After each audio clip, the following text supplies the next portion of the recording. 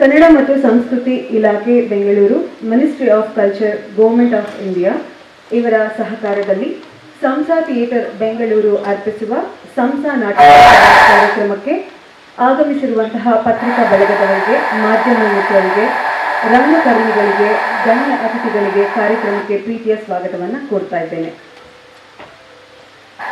ಸಂಸಾ ನಾಟಕೋತ್ಸವ, ಸಂಸಾ theatre Bengaluru ರಂಗಭೂಮಿಯ ಹೊಸತಿನ ಹುಡುಕಾಟದಲ್ಲಿ ನಿರತಗೊಂಡ ಕ್ರಿಯಾಶೀಲ ಗೆಳೆಯರ ತಂಡ ನಮ್ಮದು. ಕಳೆದ 15 ವರ್ಷಗಳಿಂದ ರಂಗಭೂಮಿಗೆ ಮೀಸಲಾದ ಸಂಸಾ ರಂಗಪತ್ರಿಕೆಯನ್ನು ತರುತ್ತಿದ್ದೇವೆ. ಕಳೆದ 10 ವರ್ಷಗಳಿಂದ ಸಂಸಾ ಥಿಯೇಟರ್ ಸಂಸ್ಥೆಯನ್ನು ನಡೆಸಿಕೊಂಡು ಬರುತ್ತಿದ್ದೇವೆ. ಕಾತಾಚಿ ಕಥಾರಂಗ, ಫೇನಿಕ್ಸ್, ಪೊಲೀಸರಿದ್ದಾರೆ ಎಚ್ಚರಿಕೆ, ಶುದ್ಧವಂಶ, ಚಮ್ಮಾರನ ಚಾಲುಕಿ ಹೆಂಡತಿ, ಕಾವೇರಿ ಬೀದಿ ನಾಟಕ ಹಾಗೂ ಸಂಸಾ ನಾಟಕೋತ್ಸವ, ಭೀಮಯಾನ ನಾಟಕೋತ್ಸವ, ವಿಜಯಲಕ್ಷ್ಮಿ ನಾಟಕೋತ್ಸವ, ರಾಜು ಮೇಷ್ಟ್ರು ನಾಟಕೋತ್ಸವ, ನಾವೇಕೆ ಬರೆಯುತ್ತೇವೆ ಸಂವಾದ, ರಂಗ ಸಂವಾದ, ಪುಸ್ತಕ ಬಿಡುಗಡೆ ಹೀಗೆ ಹಲವಾರು ಸಾಂಸ್ಕೃತಿಕ ಕಾರ್ಯಕ್ರಮಗಳನ್ನು ಸಂಸಾ ಥಿಯೇಟರ್ ಆಯೋಜಿಸುತ್ತಾ ಬಂದಿದೆ. ಕಾರ್ಯಕ್ರಮದ ಉದ್ಘಾಟಕರಾಗಿ ನಮ್ಮೊಂದಿಗೆ ಡಾಕ್ಟರ್ ಎಚ್.ಎಲ್. ಪುಷ್ಪಾ ಮ್ಯಾಮ್, ಅಧ್ಯಕ್ಷರು, ಕರ್ನಾಟಕ ಲೇಖಕಿಯರ ಸಂಘ ಬೆಂಗಳೂರು, ಅವರನ್ನ ಪ್ರೀತಿಯಿಂದ ಕಾರ್ಯಕ್ರಮಕ್ಕೆ ಸ್ವಾಗತಿಸ್ತಾ ಇದ್ದೇನೆ. ತಮ್ಮೆಲ್ಲರ ಪ್ರೀತಿಯ ಚಪ್ಪಾಳೆಯೊಂದಿಗೆ ಮ್ಯಾಮ್ ಕಾರ್ಯಕ್ರಮಕ್ಕೆ ಸ್ವಾಗತ. ಕಾರ್ಯಕ್ರಮದ ಅಧ್ಯಕ್ಷತೆಯಲ್ಲಿ ಎಲ್.ಎನ್. ಮುಕುಂದರಾಜ್ ಸರ್ ಅವರು ನಮ್ಮ ಜೊತೆ ಇದ್ದಾರೆ, ಅಧ್ಯಕ್ಷರು, ಕರ್ನಾಟಕ ಸಾಹಿತ್ಯ ಅಕಾಡೆಮಿ ಬೆಂಗಳೂರು, ಅವರನ್ನ ತಮ್ಮೆಲ್ಲರ ಪ್ರೀತಿಯ ಚಪ್ಪಾಳೆಯೊಂದಿಗೆ ಕಾರ್ಯಕ್ರಮಕ್ಕೆ ಪ್ರೀತಿಯಿಂದ ಸ್ವಾಗತಿಸ್ತಾ ಇದ್ದೇನೆ.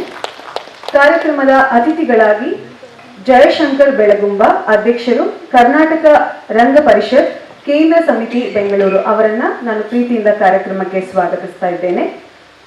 ಕಾರ್ಯಕ್ರಮದ ಉಪಸ್ಥಿತಿಯಲ್ಲಿ ಸೋಮಶೇಖರ್ ಎನ್.ಎ., ಅಧ್ಯಕ್ಷರು, ಸಂಸಾ ಥಿಯೇಟರ್ ಬೆಂಗಳೂರು, ಅವರನ್ನ ನಾನು ಕಾರ್ಯಕ್ರಮಕ್ಕೆ ಪ್ರೀತಿಯಿಂದ ಸ್ವಾಗತಿಸುತ್ತಿದ್ದೇನೆ. ಇದೀಗ ಸ್ವಾಗತ ಭಾಷಣ ಸಂಸಾ ಸುರೇಶ್ ಅವರಿಂದ.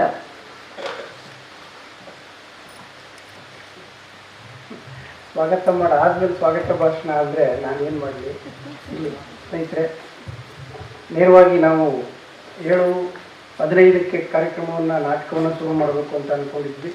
ಹಾಗಾಗಿ ನೇರವಾಗಿ ನಾನು ಎಲ್ರಿಗೂ ಕೂಡ ಪ್ರೀತಿಯ ಧನ್ಯವಾದಗಳನ್ನು ಹೇಳ್ತಾ, ನನ್ನ ಕರೆಗೆ ಹೋಗ್ಬಿಟ್ಟು ಬಂದಿರುವಂಥ ಎಲ್.ಎನ್. ಮುಕುಂದರಾಜ್ ಸರ್ ಮತ್ತು ಪುಷ್ಪಾ ಮೇಡಮ್ ಮತ್ತು ಗೆಳೆಯ ಸೋಮಶೇಖರ್ ಎನ್.ಎ.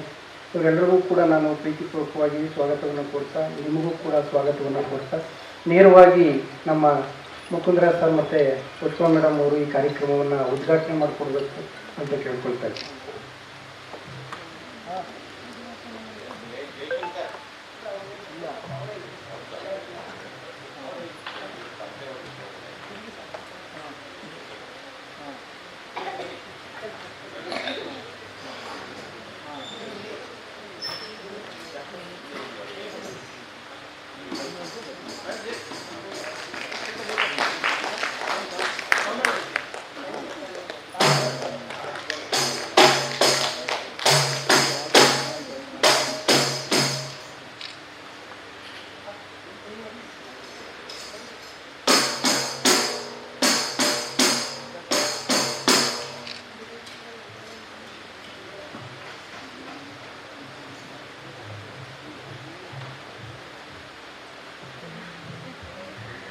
ಕಾರ್ಯಕ್ರಮದ ಕುರಿತು ಡಾಕ್ಟರ್ ಎಚ್.ಎಲ್. ಪುಷ್ಪಾ ಮ್ಯಾಮ್ ಅವರು ಇದೀಗ ನಮ್ಮೊಂದಿಗೆ ತಮ್ಮ ಅಭಿಪ್ರಾಯವನ್ನು ಹಂಚಿಕೊಳ್ಳಲಿದ್ದಾರೆ. ಎಲ್ರಿಗೂ ನಮಸ್ಕಾರ. ಇಂದಿನಿಂದ 3 ದಿನದವರೆಗೆ ಸಂಸಾ ನಾಟಕೋತ್ಸವ ನಡೀತಾ ಇದೆ. ಈ 3 ದಿನಗಳಲ್ಲಿ ಬಹಳ ಉತ್ತಮವಾದಂತಹ ನಾಟಕಗಳು ಇಲ್ಲಿ ಪ್ರದರ್ಶನಗೊಳ್ತಾ ಇದೆ. ಹಾಗಾಗಿ ಇದೊಂದು ಒಳ್ಳೆಯ ಒಂದು ನಾಟಕವನ್ನು ನೋಡಲಿಕ್ಕೆ ಇರುವಂತಹ ರಸಿಕರಿಗೆ, ಅಭಿಮಾನಿಗಳಿಗೆ ಒಂದು ಒಳ್ಳೆಯ ಅವಕಾಶ, ಒಳ್ಳೆಯ ಒಂದು ಉತ್ಸವ ಅಂತೇಳಿ ನಾವು ಭಾವಿಸ್ಬೋದು. ಸಂಸಾ ನಾಟಕೋತ್ಸವ ಜೊತೆಲೇನೆ ಸಂಸಾ ಸುರೇಶ್ ಅವರು ಮತ್ತು ಅವರ ಸಂಗಡಿಗರೆಲ್ಲರೂ ಕೂಡ ಒಂದು ದೊಡ್ಡ ಟೀಮನ್ನೇ ಕೆಲಸ ಮಾಡ್ತಾಯಿದ್ರು. ಕೇವಲ ನಾಟಕಗಳು ಮಾತ್ರ ಅಲ್ಲ, ಅವರು ಹಲವಾರು ಕಾರ್ಯಕ್ರಮಗಳನ್ನು ತಮ್ಮ ತಂಡದ ಮೂಲಕ ಹಮ್ಮಿಕೊಂಡು ಬಂದಿದ್ದಾರೆ.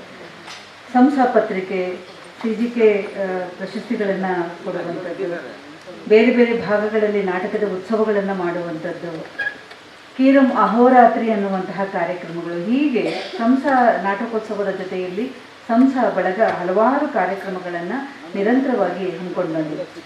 ಸಂಸಾರ ರಂಗಪತ್ರಿಕೆ ಎಂತಹ ಒಂದು ದೊಡ್ಡ ಇತಿಹಾಸವನ್ನು ನಿರ್ಮಿಸಿದೆ ಅಂದರೆ ಅದರಲ್ಲಿ ವಿಶೇಷ ಸಂಚಿಕೆಗಳನ್ನು ತಂದಿದ್ದಾರೆ. ಒಬ್ಬೊಬ್ಬ ನಾಟಕ ಕರ್ಮಿಗಳ ಬಗ್ಗೆ, ನಿರ್ದೇಶಕರ ಬಗ್ಗೆ, ಒಂದು ಏಕವ್ಯಕ್ತಿ ನಾಟಕಗಳ ಬಗ್ಗೆನೇ ಒಂದು ಸ್ಪೆಷಲ್ ಇಶ್ಯೂ ಬಂದಿದೆ.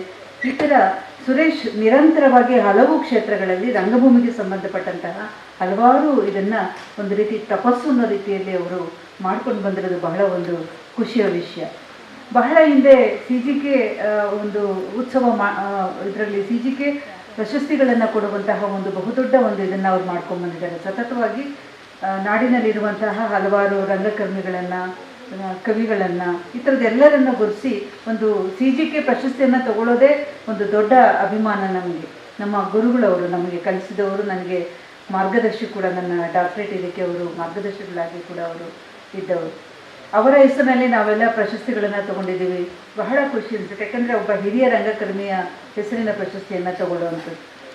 ಇದನ್ನು ಮಾಡಲೇಬೇಕು ಅಂತೇನು ಸುರೇಶ್ ಅವ್ರಿಗೆ ಇರಲಿಲ್ಲ. ಆದರೆ ಯಾಕೆ ಮಾಡ್ತಾರೆ ಅಂದರೆ ರಂಗಭೂಮಿಯ ಬಗ್ಗೆ ಇರುವಂತಹ ಒಂದು ಅಪಾರವಾದ ಪ್ರೀತಿಯಿಂದ ಅವರು ಇದನ್ನು ಮಾಡ್ಕೊಂಡು ಬಂದಿದ್ದಾರೆ.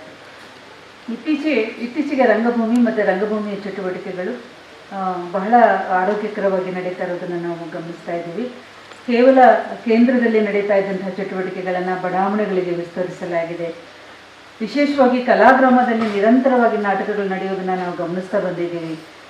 ಕಲಾಕ್ಷೇತ್ರಕ್ಕಂತಲೂ ನಯನಕ್ಕಿಂತಲೂ ಇಲ್ಲಿ ಹೆಚ್ಚು ನಾಟಕಗಳು ಪ್ರತಿದಿನ ನಡೆಯೋದು ಮತ್ತು ಅತಿ ಹೆಚ್ಚು ನಾಟಕಾಸಕ್ತರು ಇಲ್ಲಿ ಬಂದು ಸೇರೋದನ್ನು ಕೂಡ ನಾವು ಗಮನಿಸಿದ್ದೀವಿ. ಇಂತಹ ಒಂದು ಸುಂದರವಾದಂತಹ ಸ್ಥಳದಲ್ಲಿ ಸುರೇಶ್ ಸ್ವಲ್ಪ ದೂರ ಬರೋರಿಗೆ ಸ್ವಲ್ಪ ದೂರ ಅನಿಸಿದ್ರು ಕೂಡ ಇಲ್ಲಿ ಸಮೀಪದಲ್ಲಿರೋರಿಗೆಲ್ಲರಿಗೂ ಕೂಡ ಒಳ್ಳೆಯ ಒಂದು ಅವಕಾಶ ನಾಟಕವನ್ನು ನೋಡೋದಕ್ಕೆ ಅಂತೇಳಿ ನನಗೆ ಅನಿಸುತ್ತೆ.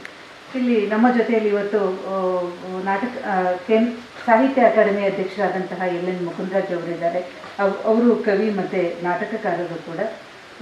ಅವರು ನಮ್ಮ ಜೊತೆಯಲ್ಲಿ ಇರುವಂಥದ್ದು. ಜಯಶಂಕರ್ ಬೆಳಗುಂಬ ಅವರು ಇದ್ದಾರೆ ಅಂತ ಹೇಳಿದರು. ಸೋಮಶೇಖರ್ NA ಅವರು ಕೂಡ ಇದ್ದಾರೆ. ನಾಟಕ ಅನ್ನೋದೇ ಒಂದು ಸಮೂಹ ಕ್ರಿಯೆ. ಅದು ಒಬ್ಬರಿಂದ ಇಬ್ಬರಿಂದ ಕಟ್ಟಲ್ಪಡುವಂಥದ್ದಲ್ಲ. ಎಲ್ಲರೂ ಕೂಡ ಅಲ್ಲಿ ಕೆಲಸ ಮಾಡಬೇಕಾಗತ್ತೆ. ಒಬ್ಬ ಬೆಳಕಿನವರು, ಒಬ್ಬರ ಹಾಡೋರು, ಒಬ್ಬ ನಿರ್ದೇಶನ, ಪ್ರಸಾದನ, ಹೀಗೆ ಒಂದು ಟೀಮ್ ವರ್ಕ್ ಅದು. ಈ ಎಲ್ಲ ಟೀಮನ್ನು ಸಂಭಾಳಿಸ್ಕೊಂಡು ಸುರೇಶ್ ಅವರು ನಿರಂತರವಾಗಿ ಕೆಲಸ ಮಾಡ್ತಾ ಬರ್ತಿದ್ದಾರೆ. ಚಾಮರಾಜನಗರದಲ್ಲಿ ಒಂದು ರಮಾಬಾಯಿ ಅಂಬೇಡ್ಕರ್ ಹೆಸರಿನಲ್ಲಿ ಒಂದು ಉತ್ಸವವನ್ನು ಮಾಡಿದರು. ಬಹಳ ಚೆನ್ನಾಗಾಯ್ತು. ಅಲ್ಲಿ ಮಿಸೆಸ್ ಅಂಬೇಡ್ಕರ್ ಅನ್ನೋ ಒಂದು ನಾಟಕ ಪ್ರದರ್ಶನ ಕೂಡ ಇತ್ತು. ಪ್ರದೀಪ್ ತಿಪ್ಟೂರ್ ಅದನ್ನು ನಿರ್ದೇಶನ ಮಾಡಿದರು. ಹೀಗೆ ಮಿಸೆಸ್ ಅಂಬೇಡ್ಕರ್ ಮೊದಲ ನಾಟಕ ಪ್ರದರ್ಶನವನ್ನು ಅವರು ಮಾಡಿದರು ಅನ್ನೋಂಥದ್ದು. ಹೀಗೆ ಹೊಸದನ್ನು ಅನ್ವೇಷಣೆ ಮಾಡ್ತಾ, ಹೊಸದನ್ನು ಮಾಡ್ತಾ, ಹೊಸ ಜನಾಂಗವನ್ನು ಒಂದು ಕಡೆ ಸೇರಿಸುವಂತಹ ಬಹಳ ಒಳ್ಳೆಯ ಕೆಲಸವನ್ನು ಅವ್ರು ಮಾಡ್ತಿದ್ದಾರೆ. ಮೊನ್ನೆ ತಾನೇ ನಡೆದಂತಹ ಕೀರಂ ಅಹೋರಾತ್ರಿ ಕಾರ್ಯಕ್ರಮದಲ್ಲಿ ನಾವು ಗಮನಿಸಿದರೆ ಎಷ್ಟು ತಲೆಮಾರು ರಂಗಭೂಮಿಯವರಿದ್ದರು, ಕಲಾವಿದರಿದ್ದರು, ಹೊಸ ನಟರಿದ್ದರು, ಹೊಸ ಕವಿಗಳಿದ್ದರು. ಹೀಗೆ ಹೊಸಬರನ್ನು ನಿರಂತರವಾಗಿ ಪ್ರೋತ್ಸಾಹಿಸುವಂಥ ಕೆಲಸವನ್ನು ಸುರೇಶ್ ಅವರು ಮಾಡ್ತಾ ಬಂದಿದ್ದಾರೆ. ಹಾಗಾಗಿ ಅವರು ಇಲ್ಲಿ ಈ ಉತ್ಸವದಲ್ಲಿ 3 ನಾಟಕಗಳು ಪ್ರದರ್ಶನಗೊಳ್ತಾ ಇದೆ. ಇವತ್ತು ಸಂಜೆ ಹಾಡು ಜಯಶಂಕರ್ ಬೆಳಗುಂಬ ನಿರ್ದೇಶಿಸಿರುವಂತಹ ನಾಟಕ ಇವತ್ತು ಪ್ರದರ್ಶನಗೊಳ್ತಾ ಇದೆ. ನಾಳೆ ಅವ್ವ ನನ್ನವ್ವ ಅನ್ನುವಂತಹ ನಾಟಕ ಗುರುರಾಜ್ ಮಾರ್ಪಳ್ಳಿ ಅವರು ನಿರ್ದೇಶನ ಮಾಡಿರುವಂತಹ ಒಂದು ನಾಟಕ. 26ನೇ ತಾರೀಕು ಗುರುವಾರ ಕಿಸಾ ಗೌತಮಿ ಅನ್ನುವಂತಹ ಒಂದು ನಾಟಕ N ಶಿವಲಿಂಗಯ್ಯ ಅವರು ನಿರ್ದೇಶನ ಮಾಡಿರುವಂತಹ ಒಂದು ನಾಟಕ. ಕೊನೆಯಲ್ಲಿ ಒಂದು ವಿಚಾರ ಸಂಕಿರಣ ಮತ್ತು ಸಮಾರೋಪ, ಈ ಥರದ್ದೆಲ್ಲ ಒಂದು ಈ ಕಾರ್ಯಕ್ರಮದ ಒಂದು ವಿನ್ಯಾಸ ಇದೆ. ಇವತ್ತು ಆಡಲ್ಪಡುವಂತಹ ನಾಟಕ ವಯಸ್ಸಾದಂತಹ ತಂದೆ ತಾಯಿಗಳಿಗೂ ಮಕ್ಕಳಿಗೂ ಏರ್ಪಡುವಂತಹ ಒಂದು ಸಂವಾದ ರಾಹಿತ್ಯ ಒಂದು ಪರಿಸ್ಥಿತಿ ಏನಿದೆ, ಹೇಗೆ ಆಧುನಿಕತೆ ವಿಸ್ತರಿಸ್ತಾ ಆರ್ಥಿಕವಾಗಿ ನಾವು ಸಬಲರಾಗ್ತಾ ಕೌಟುಂಬಿಕವಾಗಿ ಹೇಗೆ ಒಡಿತಾ ಹೋಗ್ತೀವಿ, ಕೌಟುಂಬಿಕ ಜೀವನಗಳು ಹೇಗೆ ತೆಳುವಾಗ್ತಾ ಹೋಗುತ್ತೆ ಅನ್ನೋದನ್ನು ಸಂಜೆ ಹಾಡು ಅನ್ನುವಂತಹ ಒಂದು ನಾಟಕ, ನೀವು ನೋಡಲಿರುವಂತಹ ನಾಟಕ ಇವತ್ತು ನಿಮಗೆಲ್ಲರಿಗೂ ಕೂಡ ಅದು ಕಟ್ಟಿಕೊಡುತ್ತೆ. ಇಂತಹ ಒಂದು ಒಳ್ಳೆಯ ಅವಕಾಶವನ್ನು ನೋಡುಗರಿಗೆ ಒದಗಿಸಿದಂತಹ ಸುರೇಶ್ ಅವರು ಸತತವಾಗಿ ಈ ಥರದ ಕಾರ್ಯಕ್ರಮಗಳನ್ನು ಮಾಡ್ತಾ ಬಂದಿದ್ದಾರೆ. ಅವರು ಇನ್ನಷ್ಟು ಇಂಥದ್ದನ್ನು ಮಾಡಲಿ, ಇನ್ನಷ್ಟು ಈ ಮೂಲಕ ಯುವಕರಿಗೆ, ಯುವ ನಟಕರಿಗೆ, ಯುವ ನಿರ್ದೇಶಕರಿಗೆ, ಯುವ ಕವಿಗಳಿಗೆ ಹೊಸ ಸಾಧ್ಯತೆಗಳನ್ನು ತೆಗೀಲಿ, ಕರಿತಾ ಹೋಗಲಿ ಬಾಗಿಲು ಅಂತ ಹೇಳ್ತಾ ಈ ಒಂದು ಉತ್ಸವ ಯಶಸ್ವಿಯಾಗಿ ನಡೀಲಿ ಅಂತ ಹಾರೈಸಿ ನಾನು ಮಾತು ಮುಗಿಸ್ತೀನಿ. ನಮಸ್ಕಾರ. ಉದ್ಘಾಟನಾ ನುಡಿಗಳನ್ನು ಆಡಿದಂತಹ ಡಾಕ್ಟರ್ HL ಪುಷ್ಪಾ ಮ್ಯಾಮ್ ಅವರಿಗೆ ಧನ್ಯವಾದಗಳು. ಇದೀಗ ಅಧ್ಯಕ್ಷೀಯ ನುಡಿಗಳನ್ನು LN ಮುಕುಂದರಾಜ್ ಸರ್, ಅಧ್ಯಕ್ಷರು, ಕರ್ನಾಟಕ ಸಾಹಿತ್ಯ ಅಕಾಡೆಮಿ ಬೆಂಗಳೂರು. ನಾಟಕೋತ್ಸವವನ್ನು ಉದ್ಘಾಟನೆ ಮಾಡಿ ಪುಷ್ಪ ಅವರು ಸಾಕಷ್ಟು ವಿಷಯಗಳನ್ನು ಹೇಳಿದ್ದಾರೆ. ನಾನು ಏನು ಹೆಚ್ಚು ಮಾತಾಡೋಕ್ಕೆ ಹೋಗಲ್ಲ. ಸಾಮಾನ್ಯವಾಗಿ ಒಂದು ನಾಟಕ ನಡಿಬೇಕಾದ್ರೆ ನಮ್ಮಂಥ ಭಾಷಣಕಾರರನ್ನು ಕರೆದು ನಿಮಗೆ ಬೇಜಾರಾಗೋ ಹಾಗೆ ಈ ಸಂಘಟಕರು ಒಂದು ಭಾಳ ಅದ್ಭುತವಾದಂಥ ವ್ಯವಸ್ಥೆಯನ್ನು ಮಾಡಿರ್ತಾರೆ. ನನಗೆ ಅದು ಗೊತ್ತಾಗುತ್ತೆ. ಎಷ್ಟು ಬೇಕಾದರೂ ಮಾತಾಡ್ಬೋದು. ರಂಗಭೂಮಿಯ ಇತಿಹಾಸವನ್ನೇ ನಿಮಗೆ ಹೇಳ್ಬೋದು. ಆದರೆ ಸದ್ಯದ ಸಮಕಾಲೀನ ರಂಗಭೂಮಿ ಹೇಗಿದೆ ಅನ್ನುವಂಥದ್ದು ಬಹಳ ಮುಖ್ಯವಾದ್ದು. ಆಗಲೇ ನನ್ನನ್ನು ಒಬ್ಬ ಪತ್ರಕರ್ತ ಮಿತ್ರ ಒಂದು ಪ್ರಶ್ನೆ ಕೇಳಿದ, ಯಾಕೆ ಥಿಯೇಟ್ರಿಗೆ ಜನ ಬರಲ್ಲ? ಜನ ಬರ್ತಾರೆ, ಇಲ್ಲ ಅಂತಲ್ಲ.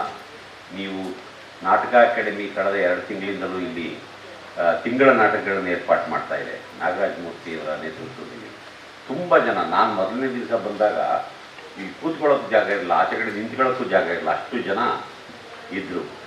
ಸೊ ಹಾಗಾಗಿ ರಂಗಭೂಮಿಗೆ ನಾಟಕ ನೋಡೋದಕ್ಕೆ ಜನ ಬಂದೇ ಬರ್ತಾರೆ. ಯಾವುದೇ ಟಿ ವಿ, ಸಿನಿಮಾ, ಇನ್ನೊಂದು ಏನೇ ಮೊಬೈಲು ಏನೇ ಇದ್ದರೂ ಅವೆಲ್ಲವೂ ಒಂದಲ್ಲ ಒಂದು ದಿವಸ ಬೇಜಾರು ಮಾಡಿಸ್ಬೋದು. ಆದರೆ ನಾಟಕಗಳು ಬೇಜಾರು ಮಾಡಿಸಲ್ಲ.